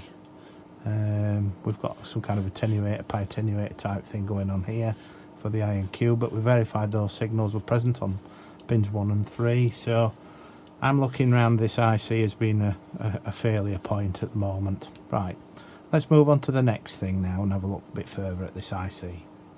Right, so just one final measurement I want to do before we condemn the IC. I just want to go on to this resistor here, because as I say, that provides a DC bias down here to pin 6 and 7 to the integral transistors within the IC. We've got that series inductor, we checked the supply was okay there going in. Just want to check that just to see whether we're getting that thing. We weren't obviously not getting any RF signal out, but I just want to see what voltage is getting to pin 6 and 7. So I'll just find that IC, that's that resistor rather, and let's see what I can get on it. So it was obviously the supply rail R191 R1K resistor. So where's that then? Little 1K resistor. So it'll be 6 and 7, and then it goes off down there. 6 and 7. Right, I found it. Okay, so I'm just going to go effectively onto, where is it? Put it back on. Could switch the radio off. Right, just want to go now onto that chip capacitor, junction of that resistor. Ah yes, so we do have a voltage there then, 4.2 volts on that junction of that diode, that resistor down there on that pin. So we've definitely got, just at that junction there where that pointer is there, we've definitely got a supply going into that IC. So it looks like something's definitely failed, but I just wanted to rule that out, because you never know, you end up replacing the IC and it could be that's going to open circuit. So it's always worth just double checking all the components around the IC just to make sure. So that verifies that. Okay, so this is that IC. Can't see anything that stands out around there. Some of these components and things look okay around here. Can't see any damage or anything. There's nothing that stands out. All the pins on the IC all look in good nick. Don't like as if there's any dry joints or whatever on there. And likewise on this side as well. Again, they all look okay to me. And these components all look fine. There's nothing wrong with any of them. I can't see anything really that would stand out as being a secondary cause of this IC. Yeah, obviously failing, but yeah, nothing that sort of stands out as being the cause, if you like. Any burned or charred components, dry joints on here, so it's more than likely this IC itself then needs to be replaced with the look of it. That's pin 6 and 7 there on the output there, which goes via that capacitor out, so that's the RF output. And then obviously that TP 2009 is where we measure the signal. That's coupled in then on that pin via this capacitor. So it does look like as if the IC is packed in. So yeah, interesting. Okay, got the data sheet up now. I'll just read it out. It says the RF2713 is a monolithic integrated quadrature modulator demodulator. The demodulator is used to recover the INQ baseband signals from the amplified and filtered IF. Likewise, the inputs and outputs can be reconfigured to modulate INQ signals onto an RF carrier. The RF2713 is intended for IF systems where the IF frequency ranges from 100 kHz to 250 MHz, and the LO frequency is 2 times the IF The IC contains all of the required components to implement the modulation-demodulation function, and contains a digital divider, type 90 degrees phase shifter, 2 double balanced mixers and baseband amplifiers designed to interface with analog to digital converters. The unit operates from a single 3 volt to 6 volt power supply. And it says the features a 3 to 6 volt operation, modulation and demodulation capable, IF from 100 kHz to 250 MHz, baseband from DC to 50 MHz, digital local oscillator quadrature divider, low power and small size. And it does go on to talk about the different pins and what they do, and all the frequency characteristics, etc. But that's basically the sheet there if you want to freeze frame it. But as I said, I've just read it out. But okay, of course we're going on pin 6 and 7 is the output from these two mixers. So these two mixers are effectively combined, where these pins are linked together on pin 6 and 7 of the IC. And if you remember, I think there was a local oscillator input on pin number 13, which was that 135.750 MHz coming in there on pin number 13. We checked for supply voltage on pin number 14, there was 5 volts there. So we're getting the local oscillator input and the supply voltage. Obviously the divider, the quadrature divider by 2, has 2 outputs into 2 separate mixers, and then obviously we've got an I out here, which is pins number 9 and 8. And I think on the diagram pins 9 and 8 were terminated into capacitors and resistors, external components. And then that went off then to the mixers, obviously. And then we had obviously your modulation data for I and Q fed in on these pins here from the digital signal processor that carries your microphone modulation after it's been converted from analog to digital. And then the output then, which represents the analog carrier output, which we need then ultimately to modulate the modulated output, leaves here then to be amplified up as a radio frequency output for the frequency we're going to be baseband we're going to be generating coming out of here. And we were not getting any signals on pin 6 and 7. So again, that's something that you know, naturally you want to see that work. So yeah, it does seem a bit yeah, a bit how you doing sort of thing. But I think looking at it, obviously we're going to have to order that IC, see where we can get one. There are a few that I've seen already, just looking here at the usual auction sites and things like that. A lot of them are coming from China. Not sure about that. I'm going to look and see what sources, other sources more local, may bring about. They're roughly about £21 a piece plus postage and packing on top. But whether some of these ICs are genuine or what, I don't know. Or whether reproductions, or could even be not even working, these ICs. Somebody's priced one up here on one of the auction sites just for 5 pieces at £542.22 plus £15 postage, and that's from China. Ridiculous. And then other listings are just around the £21 to £22 mark.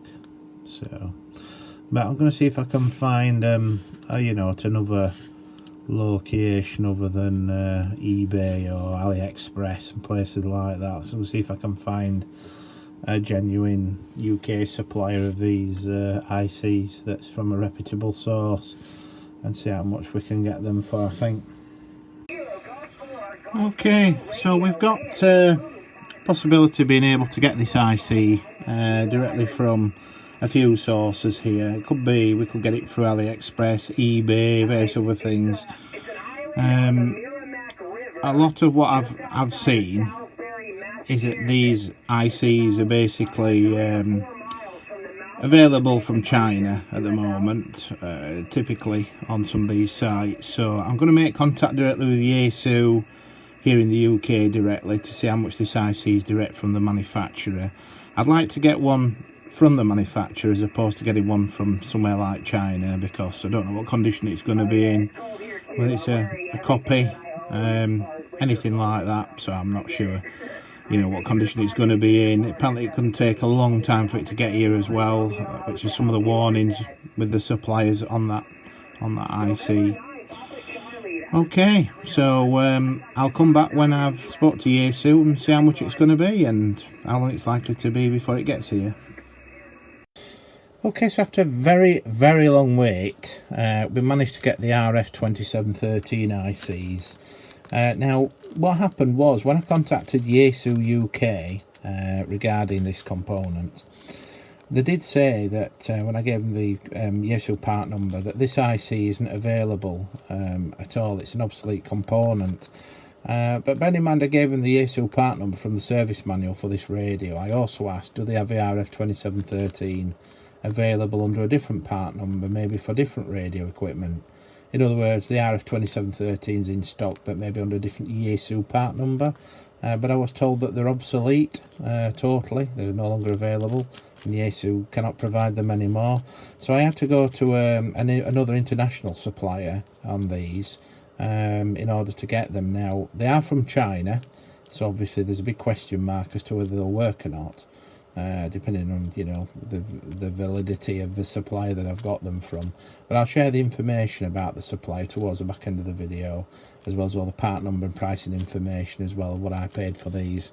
So of course that's now arrived, which has taken a long time to come.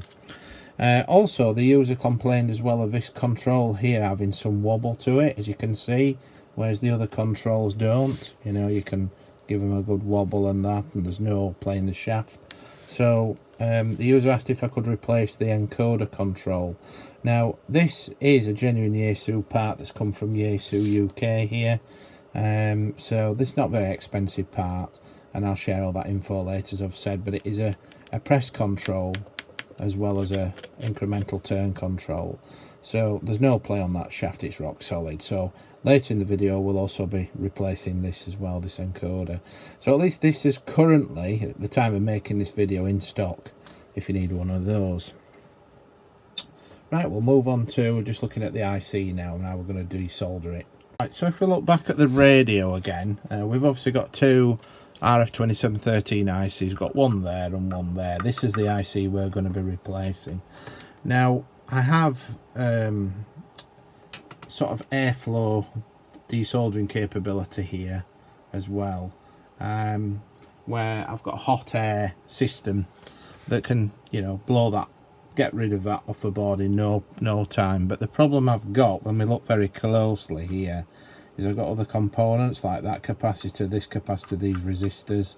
They're so close, within just a millimetre or so, these pins, that we're going to end up potentially blowing them off the board. Even if I covered them with Kapton tape, which is a heat proof tape that I've got, because the proximity is so close, heat will get under the tape and obviously get to these components. Now, if a tape's stuck to them on the top and what have you, then it's unlikely they'll get blown off, but you can't take that risk, of course. And of course, once they get blown off and they stick to the tape, when you plug it, you know, peel it back, and then you lose components, and you know, you can lead yourself down an incredibly difficult path. So it's better to remove this, I think, the traditional way, using the Metcal soldering. So I've got various tips like this, for example, and ones that are shaped for ICs as well. So I'll be able to put the Metcal soldering tip over that, which will cover these pins, and then we've got like little needles that go underneath. It'll lift the IC off the board using that, and then once we've done that, we can clean the pads up and obviously fit the new IC, and then, you know, test it out. But yeah, I mean, had there not been all these components around, if it had been space round it, significant space around it, then I would have blown the got the hot air blower on, and then we'd have taken that off. But the problem is with these hot air blowers is that, you know, even at a low flow rate, airflow rate, they'll just blow everything off the board near it. We've also got some pins as well. I think there's about 2 or 3 of them, which are sort of on this side of the IC, that are soldered down to a copper clad what is a ground plane, and likewise on the other side. So the chances of being able to get this off with just moderate heat is quite slim, because obviously the heat will get dissipated onto the copper cladding around it. So we'll probably need a significant amount of heat as well to get this off the board because of that, and that then induces more risk with the surrounding components near it. So it's not worth taking that risk of causing damage or blowing other components off the board. So we'll just go the old school way and use a Metcal soldering tip. So we've got various ones in this bag here, got all sorts of different shapes. Just need to find the right one, that's all. You know, got stuff like that, for example. So there's all sorts of different ones, we'll find them, and then next time I come back we'll have the IC off. Okay, so we've removed the IC now without lifting any of the pads, which is obviously the main concern. So just get the new one on in place and let's try it out. Okay, so now we've replaced the IC now and washed the board. So that's the IC that we've just replaced. So if we go right in, we can see that there's a reasonable job being done there, I think, of putting that in. So the next phase is fingers crossed and toes crossed while we turn it on and just check it works before we move on to doing any other repair work. And fingers crossed it'll transmit now, all being well. Right, a bit of bad news and a bit of good news. The bad news is the radio doesn't transmit still. However, we are getting our 67.899 MHz signal, which is now coming out of this IC that we just replaced, this RF2713. So it shows there's more than one fault on this radio. We definitely weren't getting an output from this IC earlier, now we are, so that is good news. But unfortunately we're still not getting a TX signal leaving this port here and going off then to the transmit power amplifier. So there's still another fault, so let's have a look deeper. Now if we look at the circuit diagram here, we have what appears to be pin 6 and 7, which is the output. We obviously get the INQ signals coming in, which then mix internally and then mix with the second local oscillator, and then we get an output which comes back. So we expect to see 67.899 MHz, which ultimately gets passed to this amplifier. Now there'll be two signals, one the in phase and the out of phase INQ. So there'll be like sidebands to it, which we'll look at later with the crystal filter, which ultimately takes off the signal, the sideband signals, and just leaves a fundamental at 67.899 MHz. Now I'm just looking on the board. I'm now going to be going on to what would be that capacitor, which couples to the input gate on the FET. Now I'm just looking for it now on the circuit board, because with it being surface mount it's incredibly difficult to see it. Right, I found it, so I'm just going to go on there now with my probe, and we're going to now look at the spectrum analyzer. So where my hand is there, that's where I am with the RF probe on there, the coax of truth we've got connected there. So if we go back to the spectrum analyzer, which is already set up at 67.899, when I transmit now, we see we're getting the signal, so that's brilliant. We're also getting the sum and the minus signals as well, which are appearing as sidebands there, which get filtered out by the crystal filter, so unlucky. Now what's interesting about it is on this amplifier here, you think the output signal from it will be greater at this point here where it's going out to this transformer. However, when I go on to the transformer, which I'm just about to do now, which is here, I'll just put my probe there. Right, we're on that now. So we're on the what is the output of that amplifier. When I transmit, you can see the signal's substantially lower gain than what it should be. In other words, the output is less than the input. So there's something wrong with this amplifier. Now we've obviously got a supply rail coming in, looks like probably 12 volt rail here through this resistor. That looks like it's a Zener diode to clamp this. So if I then go on to that with the voltmeter, so I'm just going to have a look and find that now onto this IC.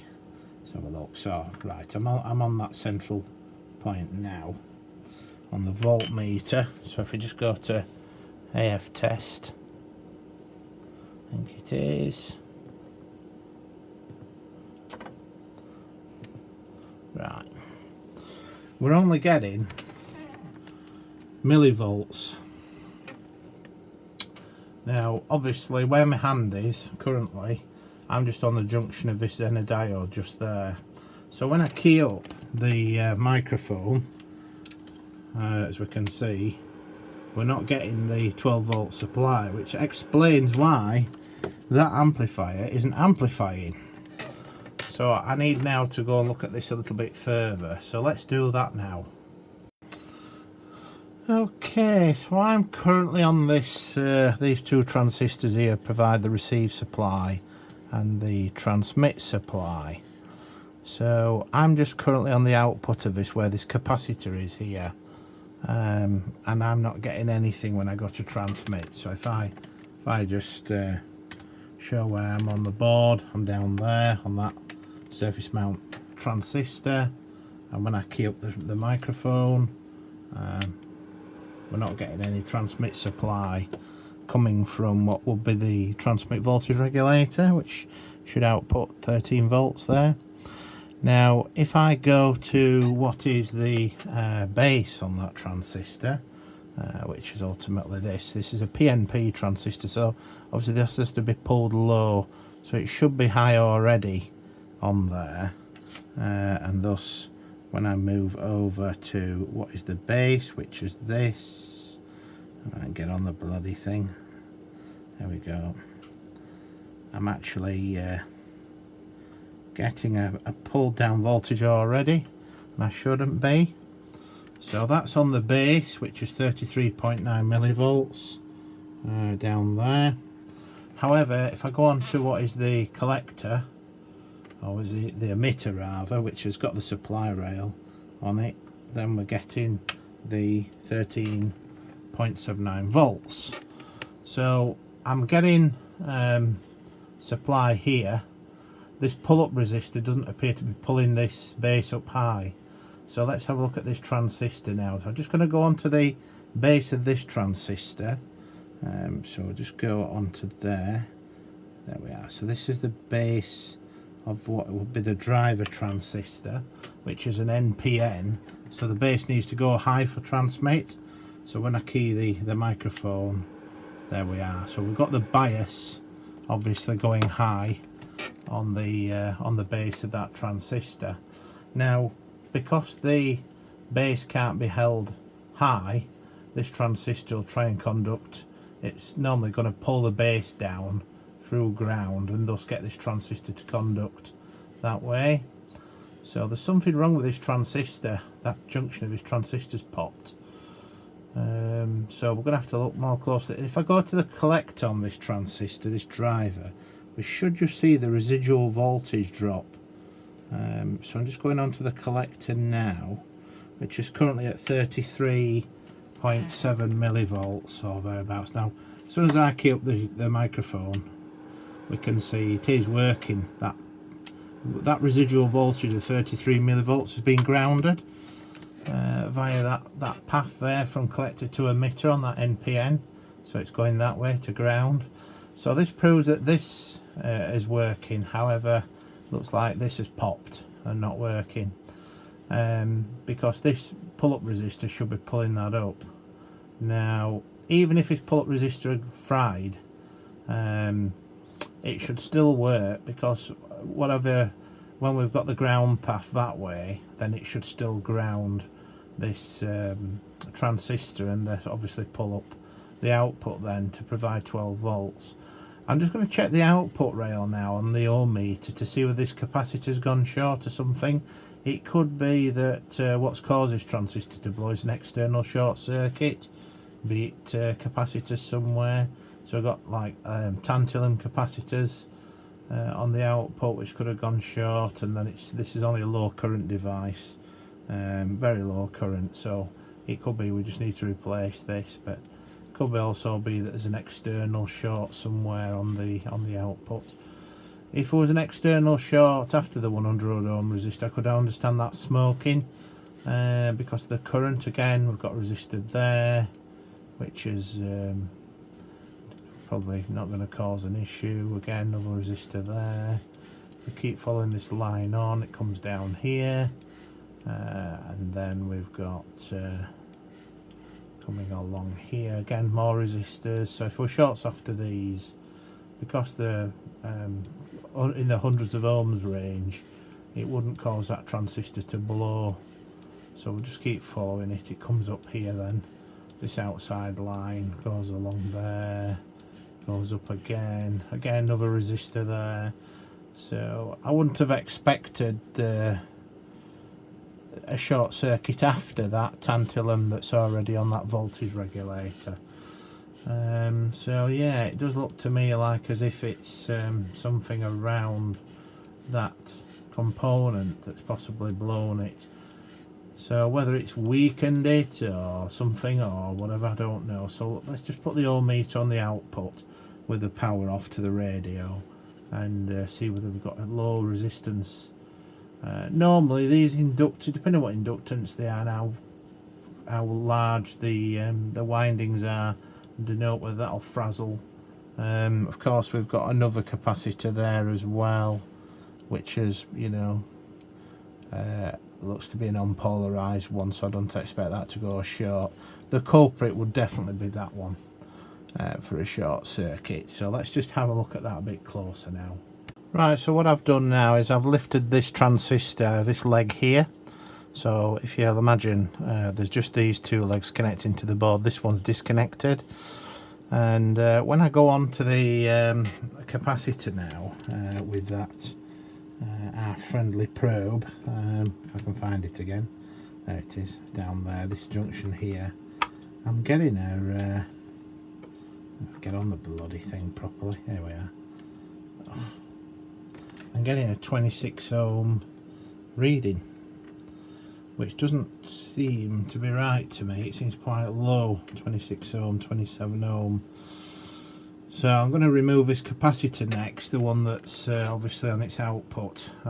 So I should be removing this capacitor just there, that one, this 10 mic at 16 volt, which on the board is just right next to it. Actually, it's there.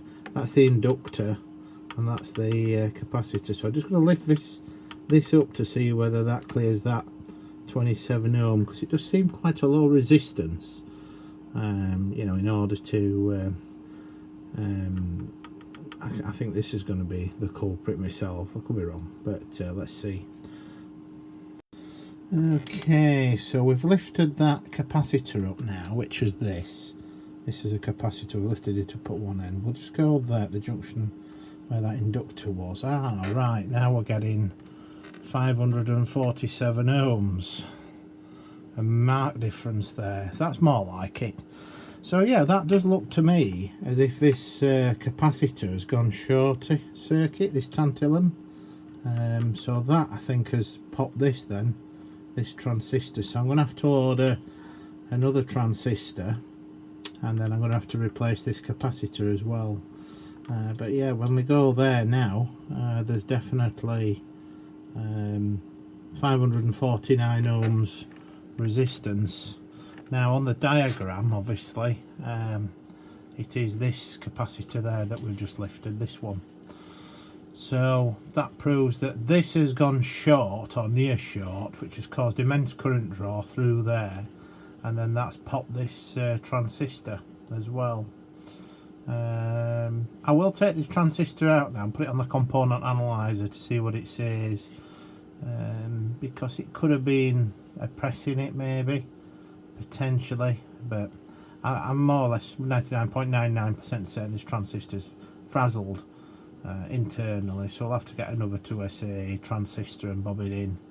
So let's just whip it out and put it on the component analyzer, I think, but I've got a pretty good idea that it'll be stuffed.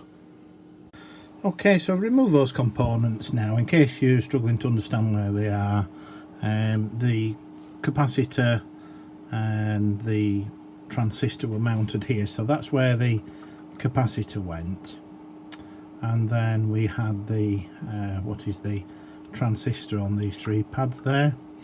Anyway, we've got a replacement capacitors now, so we've got those, and in this little bag right in there somewhere is a little flea sized, there it is, up right at the bottom corner there, transistor. So we'll get that mounted, and then you know, we should be all right then, should be good to go. So when I come back, these components will be in. Right, we are now at the moment of truth. We have installed those components, the new ones, which is just down here, this transistor down there and this capacitor. That's all in now as it should be. We've got the radio set to 50 megahertz on the display on FM. It's set to do 100 watts of RF power at the moment. So this is where we'll press the transmit button, see if we repaired it or not. We've got it rigged up to the high current power supply that's capable of supplying 60 amps. This radio will draw about 20 amps, 25 amps thereabouts on transmit, so we're going to give it some hammer, making it operate at full power on FM. So here we go, here's the transmit button, press it in, let's see if the test set locks. Oh, we are, look, 98 watts, just under there, and we've got mod as well, and the frequency 1 2 3 4 5 5 4 3 2 1 5. So yeah, everything's looking fine with that, so it looks like we're okay. Right, let's take it down in frequency then, because there'll be SSB modes. This radio, obviously with the amateur radio bands, the way that they're laid out in the International Telecommunications Union, the ITU regions, they dissuade FM operation below, I think it's 20 megahertz, something there about that. So if you take this radio to a particular frequency and set it to FM, when you try and move a dial, it won't change the frequency, because on FM modes they're not permitted on certain HF frequencies. It wants you to use upper sideband, lower sideband, so then the tuning control operates. Now you can obviously move to any frequency when it's an upper sideband, lower sideband or CW and tune it to whatever and then switch to FM, but the feature of the radio is such that if it's already set to FM, it doesn't want you to tune about, because it's meant to be that you're not using FM modes on certain frequency bands. So the 6 meter 50 megahertz band, which is what I've got the radio set to now, allows us to, you know, obviously tune to different frequencies. Now I've got it set to bang on 50 megs, obviously for that test, and we're getting 100 watts output, which is what we should be getting. But that's just a little pointer that for later on. So, and of course you can lock and unlock the control as well. You can do all sorts with it. So yeah, you can really tie it down, but you won't be able to turn that if it's in the FM mode anyway. So, and you can lock and unlock. You can do different things with it. There's all sorts you can do with this radio. It's just, you know, full of little tricks and things. So what we can do now is we can just change the band on the radio down to something else. So let's have a look here. So that's 28 megahertz. So let's just see what mode we're on with that. So I'll just go back up here, up to the transmit thing, and let's just have a look here at what mode we've got it set to. So we've currently got it set on where is it now? Upper sideband USB. So what I'll do is I'll just try and change the mode again to FM or thereabouts. So I'll just press the mode. Let's see whether we can get FM on.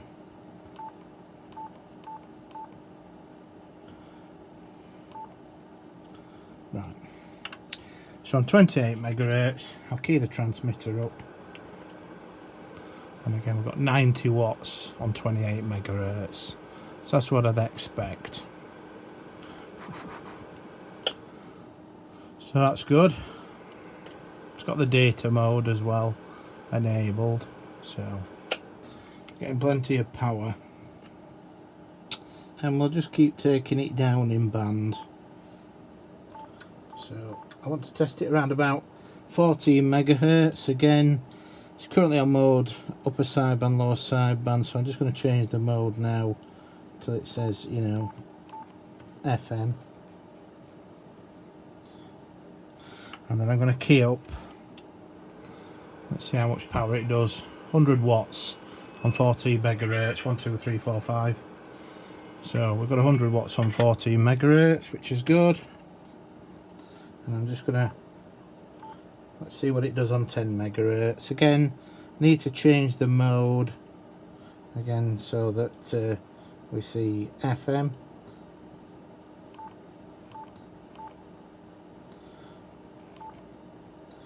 There we go. Right, keyed up. 100 watts again on 10 megahertz. So 1, 2, 3, 4, 5. And then let's go down again.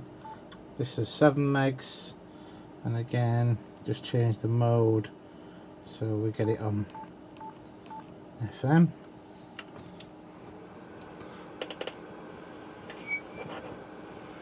Yeah, 100 watts, 7 megs, and then we have to go down then to 3.5 megahertz, and again the mode. As I said, we're going to check out the SSB mode anyway, so we will be doing that, and just make sure that the FM mode is selected. There we are. Right, let's see now. 3.5 megahertz.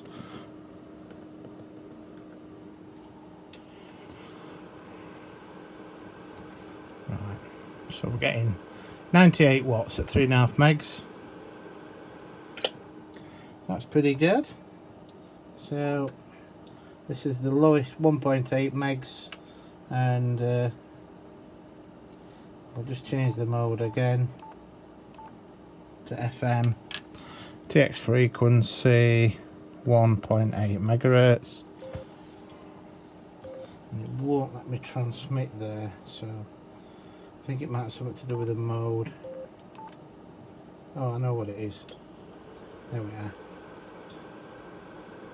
Right, there we go. Look, 99.31 watts at 1.8 megahertz.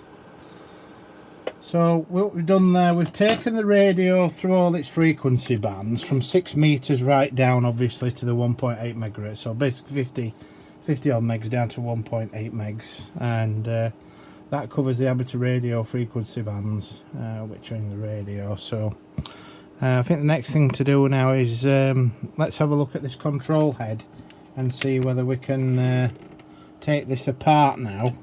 Now we've got the radio receiving and transmitting, and remove this and get that replaced.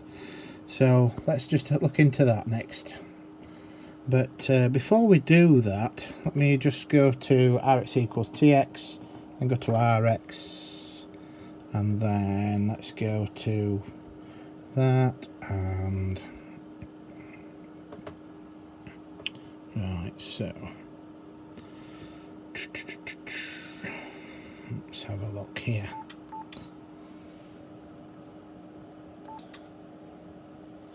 RF gen frequency 50 megahertz. Just do a receiver sensitivity check, that's all. And let's see if it works.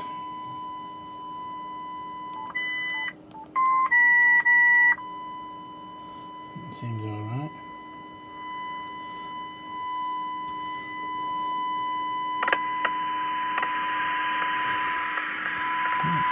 Pretty good. So I'm just checking this back at 50 megahertz again.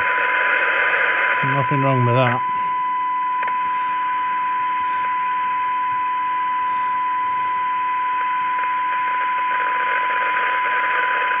Yeah, pretty good. Just let the squelch there. Yeah, no problem. So at least we know. Always do a spec test, you know, after you've done any repairs, just to make sure that the receiver's functioning as well as the transmitter. Next thing to do now then is work out how to strip this head down. Now I've got to be really careful with these flexi strips, because they're very delicate. If they need to come off these, because they go up and down, the loop up and down, we'll need to be very careful at that. We may not have to unplug them actually, it depends how they're threaded through. I would imagine we would have though, to disconnect them. So just have a look at the manual, see if there's an easy way of doing it without unplugging these, or whether we do have to. Okay, so on this we've just pulled the knobs off, as many knobs as we can get off, which is all these here. Now this control knob here, it's got a grub screw. You have to pull the rubber band off it on the outside in order for it to give you access to the little grub screw. So this is the rubber band that goes over the grip, over this knob, and then in there's a little Allen grub screw that holds it on. Now there is a spring thing on this, which you just might be able to see there, that little end there, that thing. When you put it back together, that just needs to line up with that little slot in the brass. So then that goes on. Now you can, on some of these, set the tension by turning the front bit and the back bit, but this knob isn't like that. Some of the Yaesus is like a locking ring at the back, so when it's on you set the locking ring and it sets a tension on the knob, so it can free turn or it can be quite stiff to turn, whatever you want. But this knob's not like that, so that's just a little point to that. Obviously be careful not to lose the little Allen grub screw out of it. Now this knob, I can't get that off. I pulled at it quite a bit. I don't like forcing things, but it looks like as if we might be able to get away with not removing it at the moment. I'm just going to see how it goes, because I don't want to get pliers on it and start yanking at it if I don't have to. But I put quite a bit of strength on that and it ain't shifting, so whether somebody's put it on with a bit of glue or something behind it, I don't know.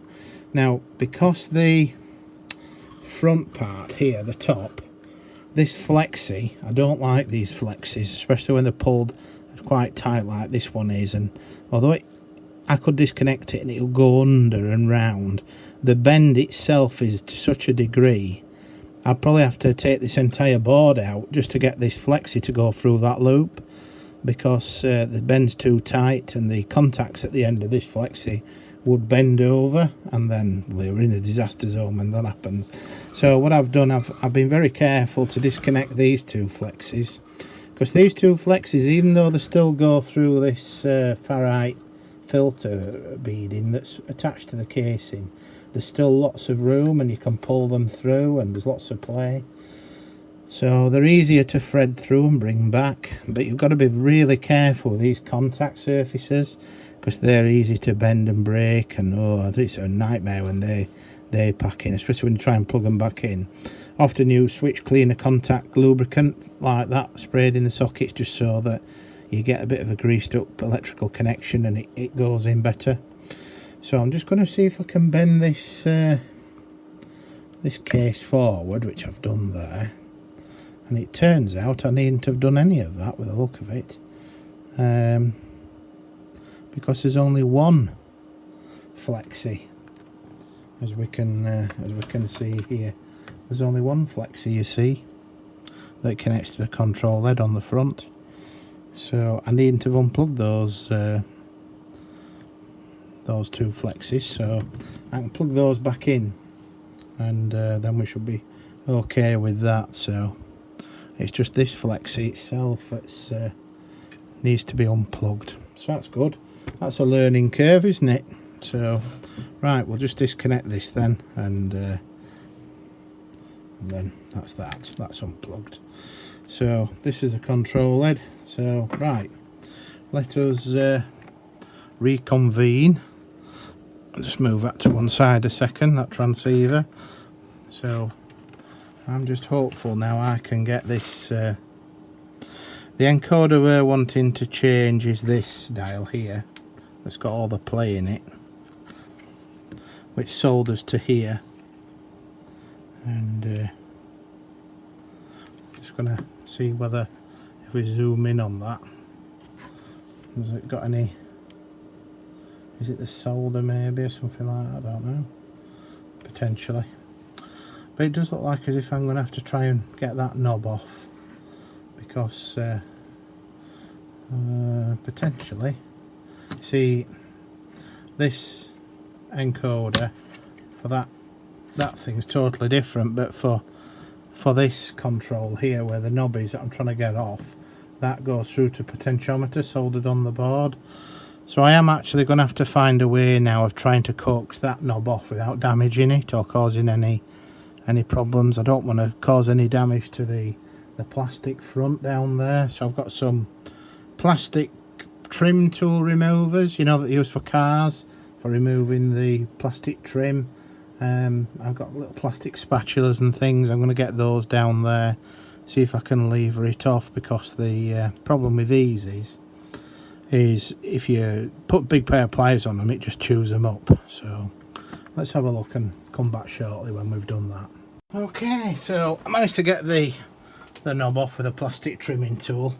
So it looks like we have to disconnect the encoder, the rotary encoder, because this PCB's got to come out now. It's held in with all these little screws all over the place. I'm not sure if they're all the same length. They probably are, but we'll just have to verify that as we take them out. I'll just put them to one side just to verify. Oh, that's a solder blob. It looks like a screw. Oh, there we are, there's another one here. Fingers crossed they'll all be the same length, so I'll not have to worry about putting them back in a particular order. So far so good. And this one here. Looks like the display is held to the PCB in a cage with little fold over tabs, so that's good, because it means when we withdraw the PCB it's not going to dislodge the display, because I've had radios in the past where the display itself is affixed to the plastic housing at the front, and the PCB, obviously you remove it and there's elastomerics, like a big pencil rubber but really thin on both top and bottom of the display. And what happens is sometimes when you put the board back, if you don't get the board precisely aligned within a few fractions of a millimetre either way, you get missing digits on the display, and also they attract bits of dust and dirt and grease off your fingers and things like that, and that affects the connection. So often then you end up taking it all apart again and washing the elastomeric rubbers with alcohol, and then degreasing everything and then putting everything back together and having to try and manipulate the screws in such a way that the PCB aligns up with the contacts that are only tiny fractions of millimeters apart, so that the display works properly. But I can see with this radio it's quite well designed in that sense. It's got the usual thing that you tend to find now, the backlit displays that are held in a cage, and these tabs that are on the PCB get bent over to keep that captive. Obviously if you were to replace a display or go into it for some reason, once you bend these tabs straight, and then the display will drop away, and the issue there of course is you get that problem that I've just spoken of. So right, all the screws are out. I can't see any more there that need to come out. I'm just going to very carefully just go onto this connector. Can't get the board to shift for some reason. Why is that? Is there a reason why it won't come out? Let's just put this screwdriver under it and just gently now. So it must be then the nuts down there are also captive. It didn't look it to me. They look recessed on the PCB, like there's a cover that goes over them for the backlight illumination, but I can't see now that being the case. I think I'll have to take all these nuts off in order to be able to get the board out, so I will be back shortly. Right, we've got these sort of shifted out now, so let's just see if we can get this last one out. These last screws, these nuts. This last one's a devil. Tight spot, and there's a washer. Right.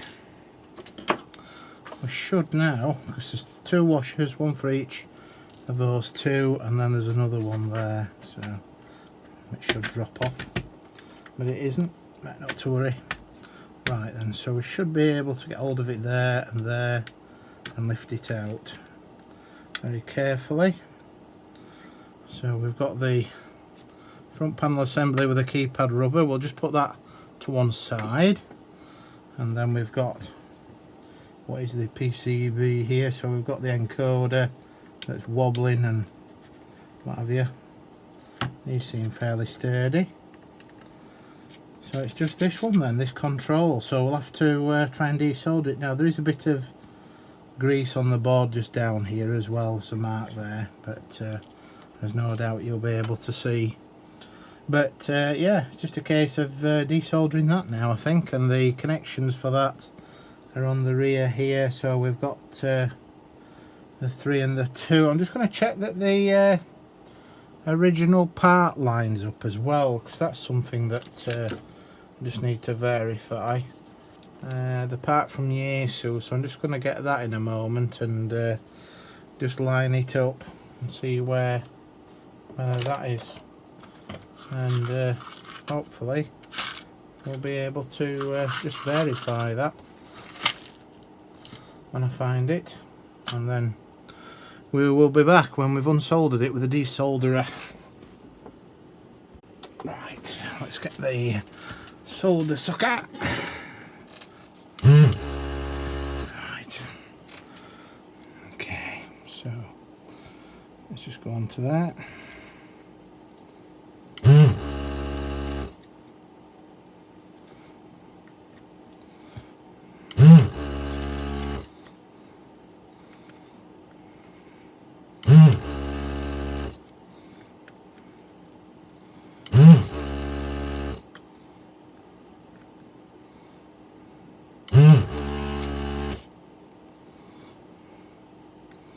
Now this will be interesting.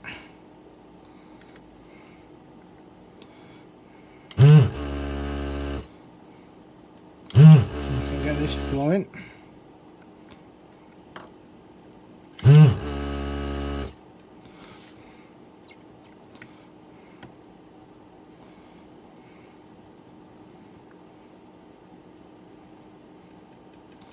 Get it flowing. Same with this one. Trouble is, you see, when you're sucking up large amounts of solder, this is when the solder sucker blocks up, you know, right when you need it. But so far so good. Right, so let's just see whether we can loosen those pins up. I just want to see if I can loosen these tabs up a little bit. Just that's that, and that one there like that. Sometimes you have to do a bit of manipulating with these things in order to get them to come off the board. I think we're okay with these. Generally speaking, we're good. Right, now then, as for these pins, I might need to go on them again just to persuade them. Let's have a look. Just still a bit stuck.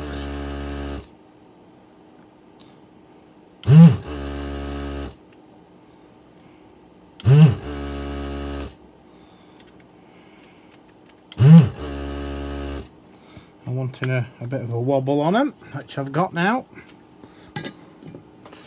So let's just see if we can coax it out. Now we've got to be careful, because if there's anything on the top there, you know, it can cause the lands to come up on the top, so don't rush at it. Just need to be very careful, nice and steady at removing the component, otherwise we could end up causing more work, because there's various islands and through holes and all sorts of little things like that that could potentially get yanked up with it and be a nightmare job to replace it. So that's the old control there. So let's put the new one in, get that soldered into place. So the pins look okay on that one. I think they're bent in the right location. Might just need bending out a bit. This one a bit more bending out. Just put that in. See if we can get it lined up. Yeah, make sure it's not stood too proud off the board and everything, and then we're good to go now. Resoldering, so I just need to find my solder wherever that's vanished to. Oh, we found it. Okay, just clean the solder tip. Use the Metcal soldering iron. So what I'll do first of all is I'll just solder in the parts that hold it secure on the board before we solder the pins. So we'll just have plenty of solder here, get it nicely warmed up.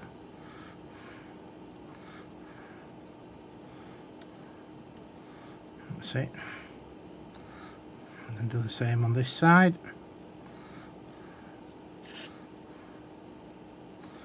Get that tab nicely warmed up so the solder flows all the way around and onto that side. That's okay. Just give it a cool down below, otherwise it'll overheat maybe and melt the plastic, and all sorts of problems can happen that way. So we just got to be steady at it. Not too long on the pins, because otherwise you'll end up melting things, melting the plastic body to the encoder or damaging it somehow. The middle one might be a bit more difficult because that's the ground plane, that's the cladding, the copper cladding. And then of course we've got the last pin there, so that's in.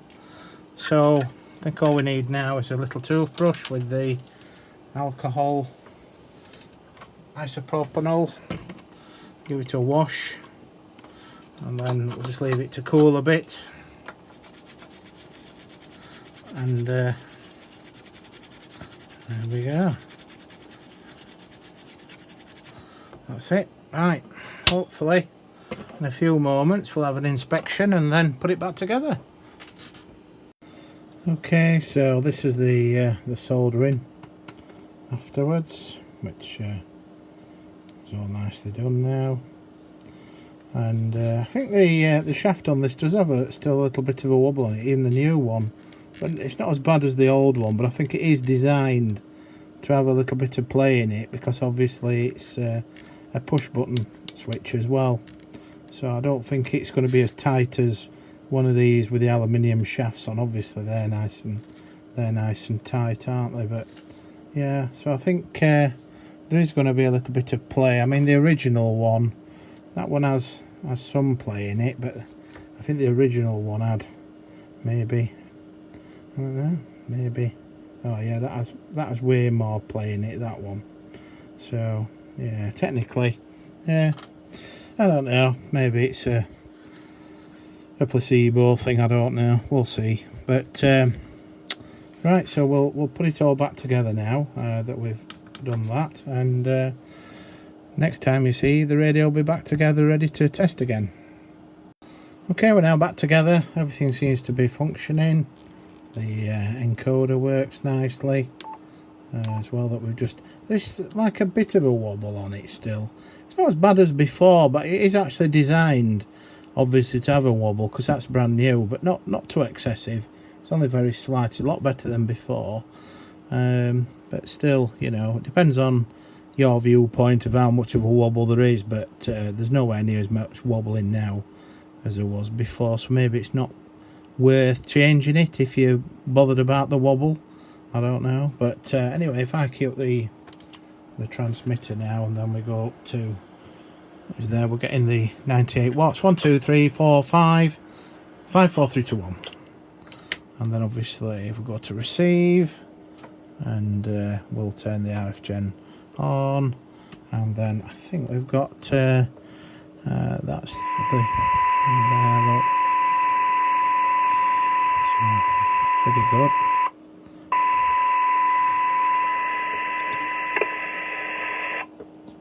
That's it. Turn the signal up.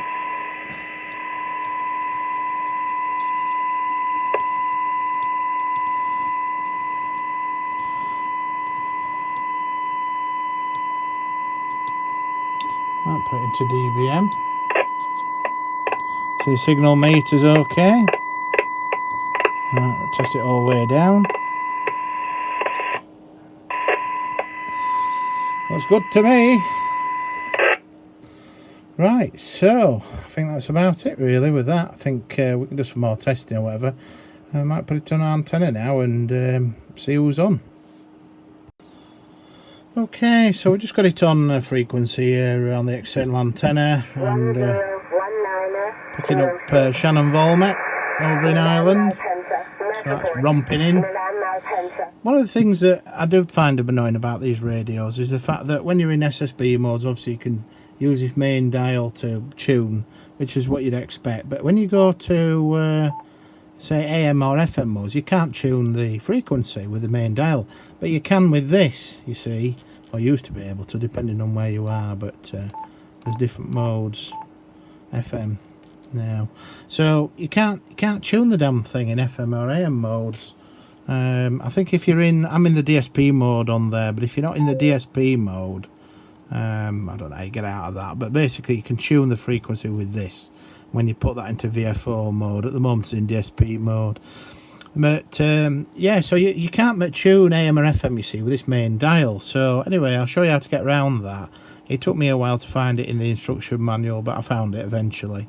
What you do to get around it is you press and hold the function button for about a second till it comes up with this exit menu. And what we'll find, if we turn the encoder, you've got loads of little menu options, but then it goes back after about 10 menus, it drops back to exit menu, it gives you that beep. So that's each time you've gone round the cycle, if you like, of them all. So we select exit menu, okay, with the encoder, then we press the encoder knob in. And then at the moment that's set to off. We need to enable extra menu options which are hidden at the moment, so we have to turn that dial once to on, then press it in again, and that's now enabled extra menus that will come after this when we turn this encoder. So we need to go to this one, which is called the A and F dial, or AF dial. There's loads more other menus, as you can see. If you keep going on and on and on for 1,000 years, you know, there's about 80 odd menus, and then it goes back round again. So we need to select AF dial. Okay, you press that button in again. Now by default Yaesu set it to disable, so we need to enable it so that the dial will work. So we just turn that one increment to enable and press that button in again once, and then we press and hold the F key until the functions disappear, the menu, and we'll go back to VFOA. Now we can turn the dial in FM mode and AM mode, or any mode, which we couldn't do before. Again, really annoying, and I would have thought there'd be a lot of people who own these radios initially who thought, hang on, there's something wrong with the radio here. You know, I can tune it in SSB modes but not in AM FM. It just seems a bit silly. I can't understand why though this knob here works to tune the radio by default in AM and FM mode, but this one doesn't.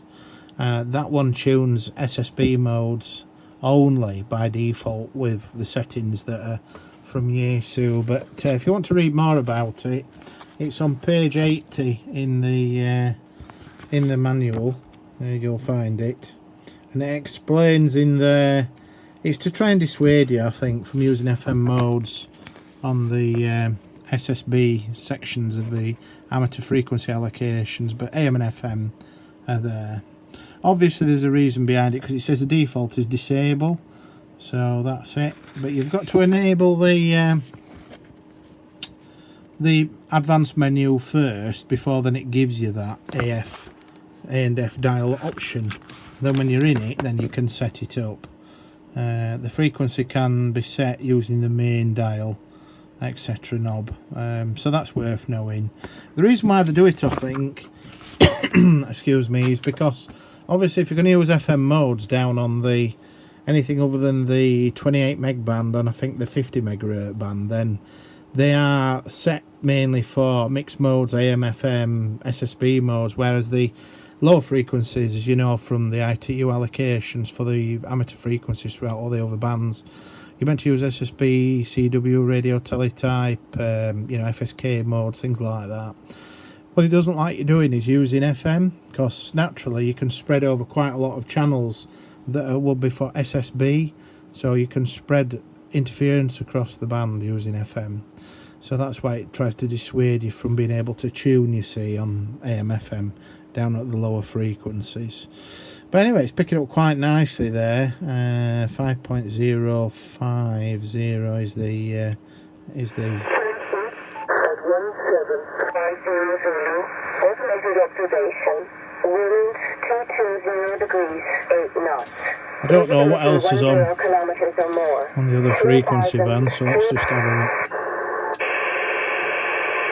I can have a listen around, see if there's anything on there. Might set the repeaters up on this, so we can see if we can access the local repeater, which I think's on, I can't remember if it's on 50.8 or 51.8. Occasionally I pick people up on 6 meters quite locally, but not today. Let's have a look here at is it 28 megahertz, and then people start shouting at me now because I'll be tuning to the CB radio frequencies, and there'll be lots of people getting stressed out about it. So, but I don't know if there's anybody on today. There we go. Look, there's somebody on there already.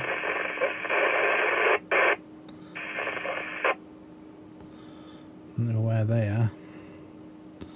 I don't know if there's anybody else there, so just have a quick scan round, see what's what. There is a scan feature on this as well. I think it's that, isn't it? But sort of scan that megahertz. I think that's what it does. Gets up to like 28 megs. Oh no, it keeps going. So let's just see what else is on there.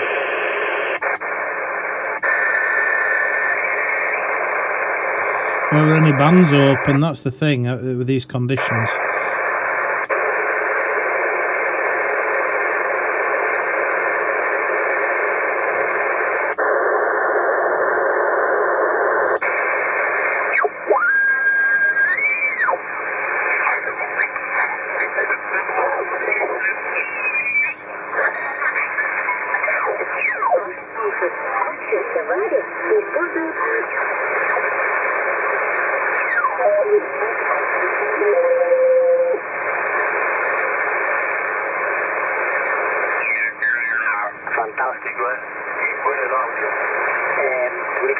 Mi condición de trabajo, cos'è?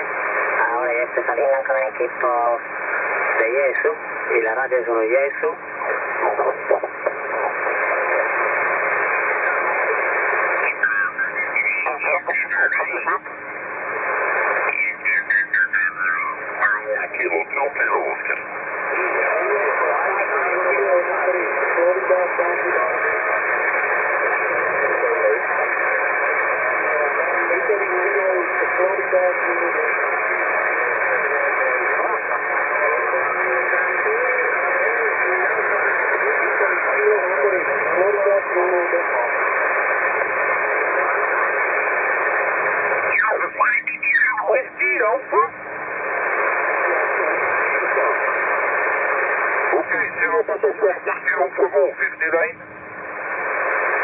Thank you, QFF. Mike 1, Kilo Alpha Charlie 59. Kilo Alpha Charlie again. Kilo Alpha Charlie again. QFF.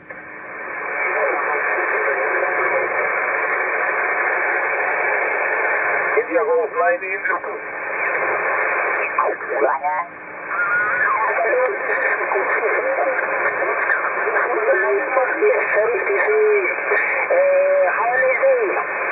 Okay, ciao. Happy New Year. India 5, whiskey America. India 5, whiskey America, QRZ.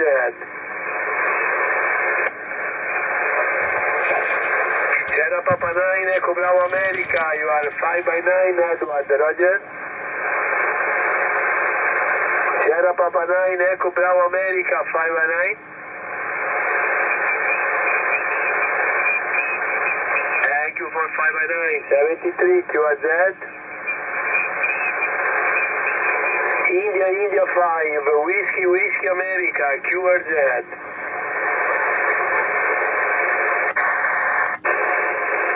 India 5, whiskey America, QRZ.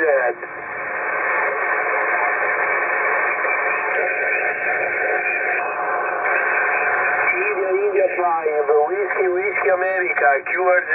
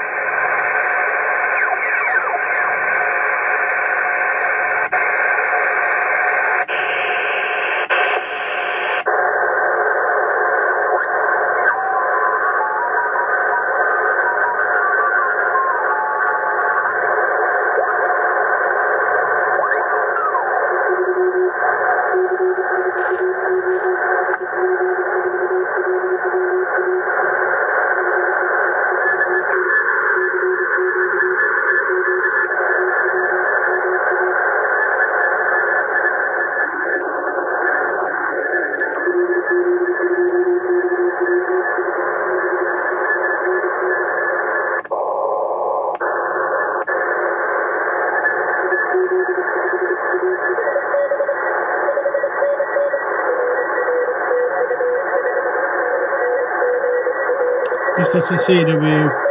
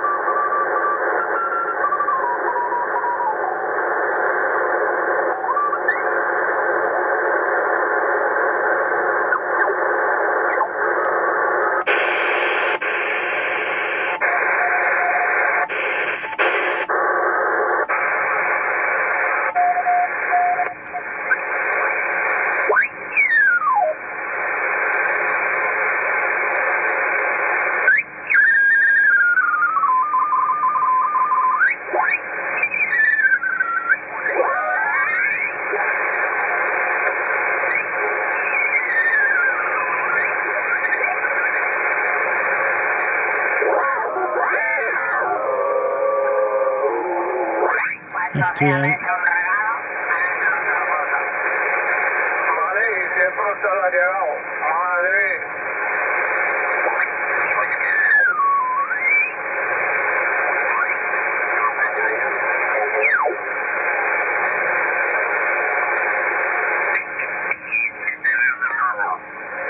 Ok, amigo Pedro. Eu noto diferença ao QSD, por coincidência, fez essa diferença. Mas quando comuta para o bipolo, This piece dá functioning. aqui um aumento de cerca de 5 decibéis, portanto andará...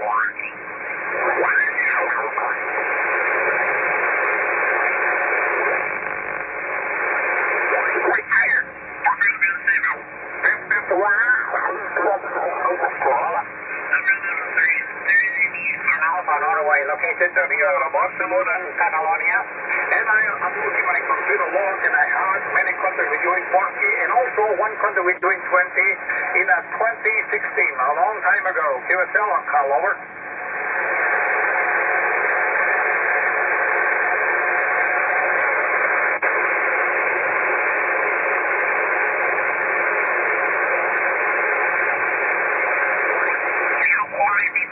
Zero Papa again. Mike Zero Papa again. Delta Sierra Papa again.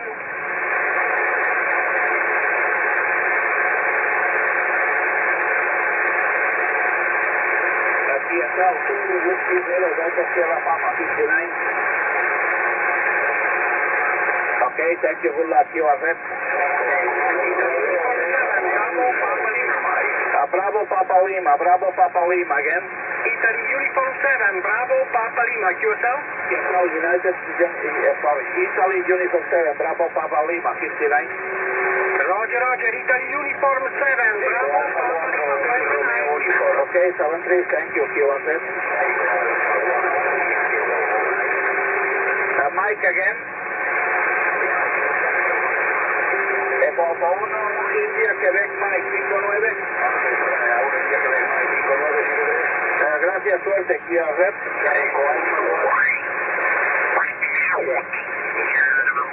With the Yaesu transceiver, Yaesu Ft450 Tango Delta X-ray 3000, using dynamic microphone made in Germany. The microphone is a Bayer Dynamic Mic 70 Pro X, power about 500 watt with the rear amplifier. And my antenna is a homemade homebrew rotary dipole, about 15 meters long, about 2 meters wide, and about 25 meters off the ground on the top of my tower, Vicente. Anyway, back to you again. Charlie Uniform 2 Bravo November, from Italy, Zulu 8, Delta Echo Papa, over. Yes, Alfredo.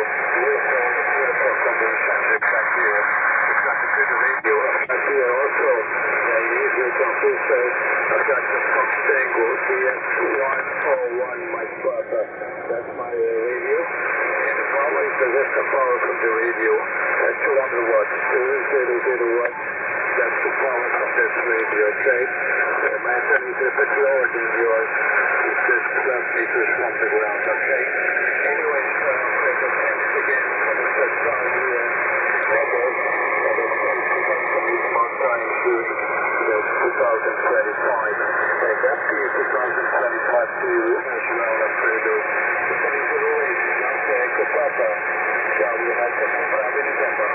Okay, QSL Vicente, Charlie Uniform 2 Bravo November, from India 28, Delta Echo Papa Johnny. Anyway, Vicente, thank you very much for the nice contact, and I hope to see you again on the band. 73, good luck, good EX, and Happy New Year to you and your family. 73, Charlie Uniform 2 Bravo November, from Italy 28, Delta Echo Papa.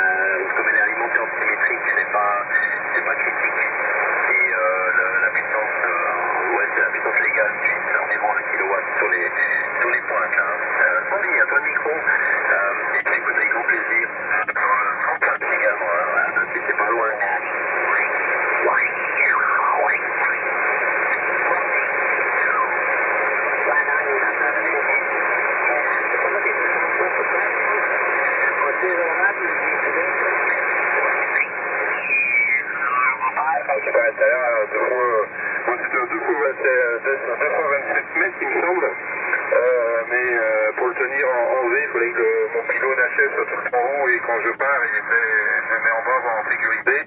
Donc l'antenne était sur le toit, c'était pratique.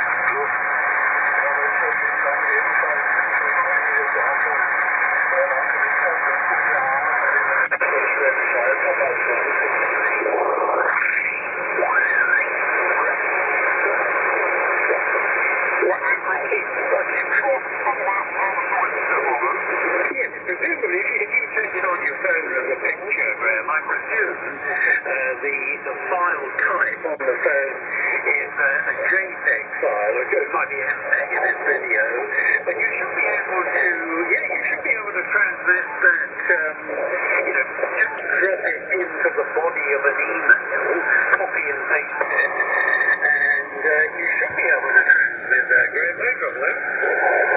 Yeah, I'll give it a try, and see what materializes. So, you never know. I will try it out, but that's really expanded. Quite interesting when you actually see what it is. You literally see all the types over one audio, not only yourself, but other people.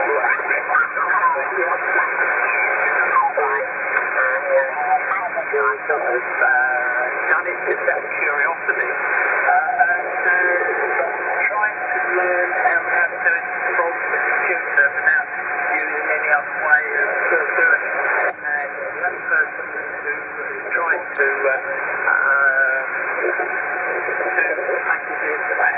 instruct over the air on how to do it. But back in the day, then 0 and AA. We've tried twice, but I think there could possibly be something missing related to the programming on my computer. But anyway, one day I shall get him on his own, and we'll have another go. But anyway, I'll see what I can do there, Robert. Yeah, very good. Yes, it's all becomes a bit complicated. I guess if you try and open those files on the computer, you really need to have.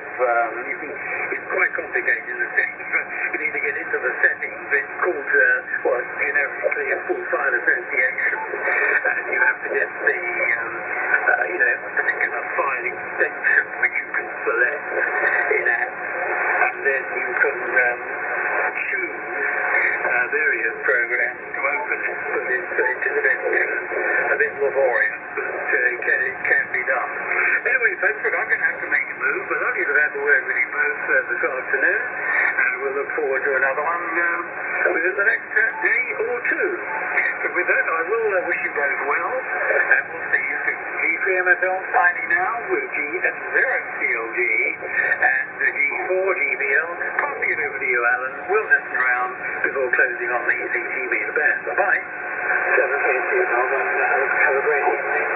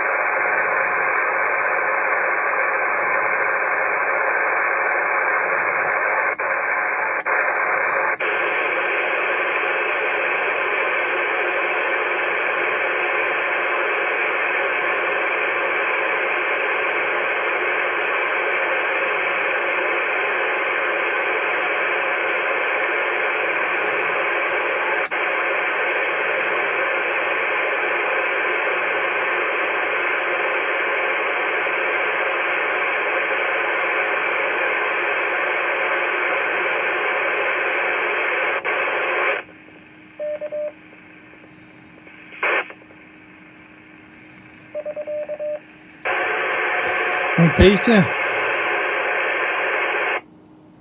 There's a repeater there coming on 50.760. I didn't hear any speech on it, so might just be beaconing, that's all. Somebody might have got into it and then tried it. So that's one to be noted of. But I can't hear anybody else on at the moment on this carrier there.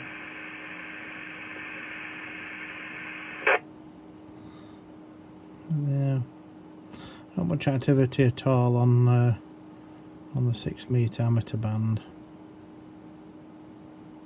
See if that repeater's come back. Yeah, there's a local one to me on 50.8, but hardly anybody uses it, to be honest with you. But yeah, so I think it's been interesting just having a listen round. I mean, obviously, if I go like down to 18 megahertz there and then hit the tune button, so that'll do its tuning, and then likewise as well if I go down to 14 megs.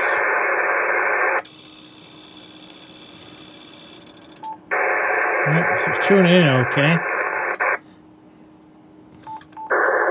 about 10 megs.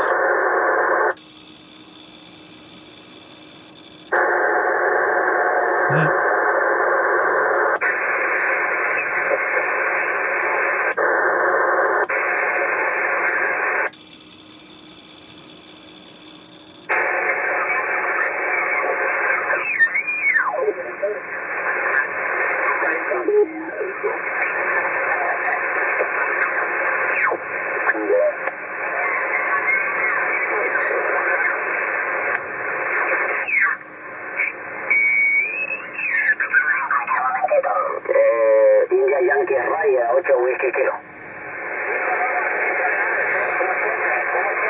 He's rumping in.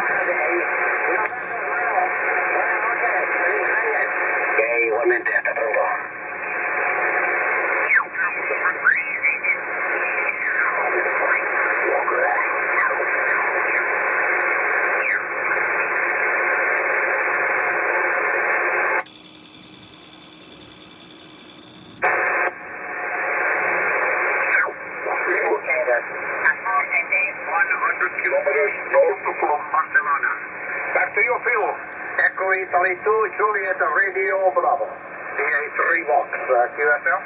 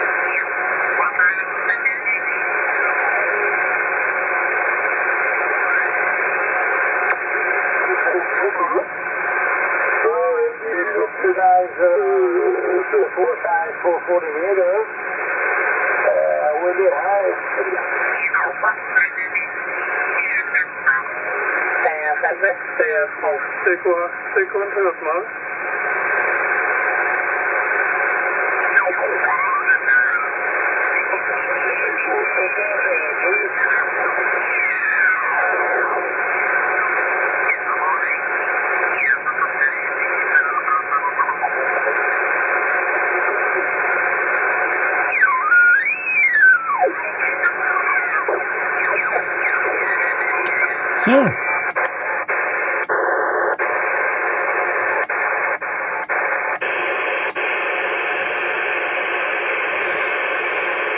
not much activity on tonight, I'm afraid, with the conditions at the moment, but at least we've picked up quite a few stations to prove it works, and the ATU tunes in nicely as well on these frequencies, so that's all done. You can see there it's tuned in quite good.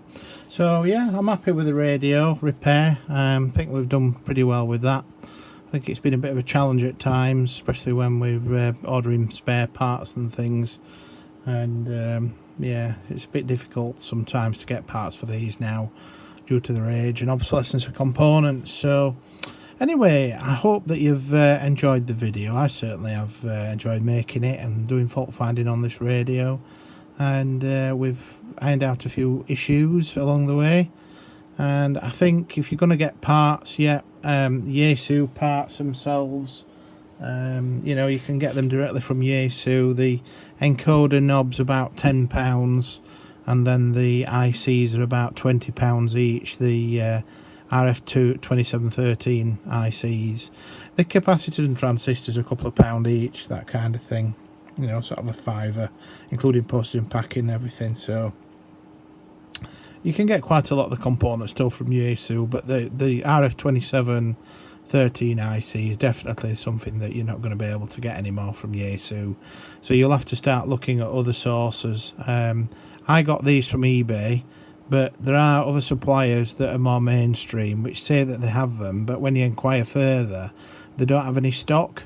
So then they give you like 20 weeks lead times and things like that. So there's quite a lot of suppliers out there that'll tell you they've got them, but when you actually look at the stock, they actually order, you know, on the day that you place the order, and then they keep you waiting while they get the part in. So you may as well just go direct. And there is a company over in China that sources components that sends them out. I've been quite lucky with this. The components they've sent haven't been fake, but quite a lot of things that you get these days, particularly from China regarding semiconductors. Sometimes, you know, it's not so much prevalent now as it used to be. It's still there, you know, but you get fake transistors and ICs. We can rub the part numbers off, and they're not the IC they say they are, you know. So, but with this, I've dropped on pretty well, and the key to it is good feedback on eBay. So if you do find a parts supplier on eBay, as long as they've got good feedback and they've sold thousands of items, you know, then the chances are you're going to be getting something good. So yeah, just take it how you please. You know, it's, you know, it's a gamble anyway, no matter what. So but yeah, at least you've seen the fault in this case, how we've done the fault diagnosis around that 2713 IC and the local oscillator frequencies, the IF output that it was meant to be running at, there wasn't there. We localized it down to that IC, and we also checked all the DC conditions around the IC, and we made sure, of course, that the components surrounding the IC, which supply it with power and signal conditioning, were all correct and as they should be. And then we looked at the DC switch, obviously, for the voltage controlled amplifier, which amplifies the IF signal from the 2713 IC. And then we found that wasn't working. We got a tantilum capacitor that gone nearly short, and that had taken out a transistor, so there was no supply, and that was the ultimate cause of that. So it was two faults there, being the 2713 IC, and then the you know, the transistor circuit with the shorted tantalum and the blown transistor. And then after then we replaced the encoder control on the front here and sorted that out. So the encoder, obviously, the customer said that the shaft was quite loose, and, you know, could I change it? So we bought one from Yaesu direct as a component supplier, directly from the manufacturer, and replaced that. And we've listened to the radio, both on the radio test set as well as on air now, with the HF antenna outside, and the bands are coming and going, and, you know, as you've seen there with the various stations we've been receiving. We've checked the ATU functions as well by pressing the tune button, which then ultimately, you know, tunes the VSWR, the antenna, right down to minimum, and then sorts that out. So there's been quite a bit really that we've done. I mean, it's been quite in depth really for such a small little radio. And then getting down to the bottom of that issue to do with the dial not working, obviously, on FM mode, which was most annoying, and I'm sure that'll have cheesed a lot of people off that. So we managed to at least give you information now of how you can overcome that issue as well. So with that, thank you very much for watching the video. If you like it, please subscribe. There'll be more to come, more repairs and radio transceivers like this and test gear. So yeah, thumbs up, and please subscribe, it helps the channel. Thank you for watching, and goodbye for now.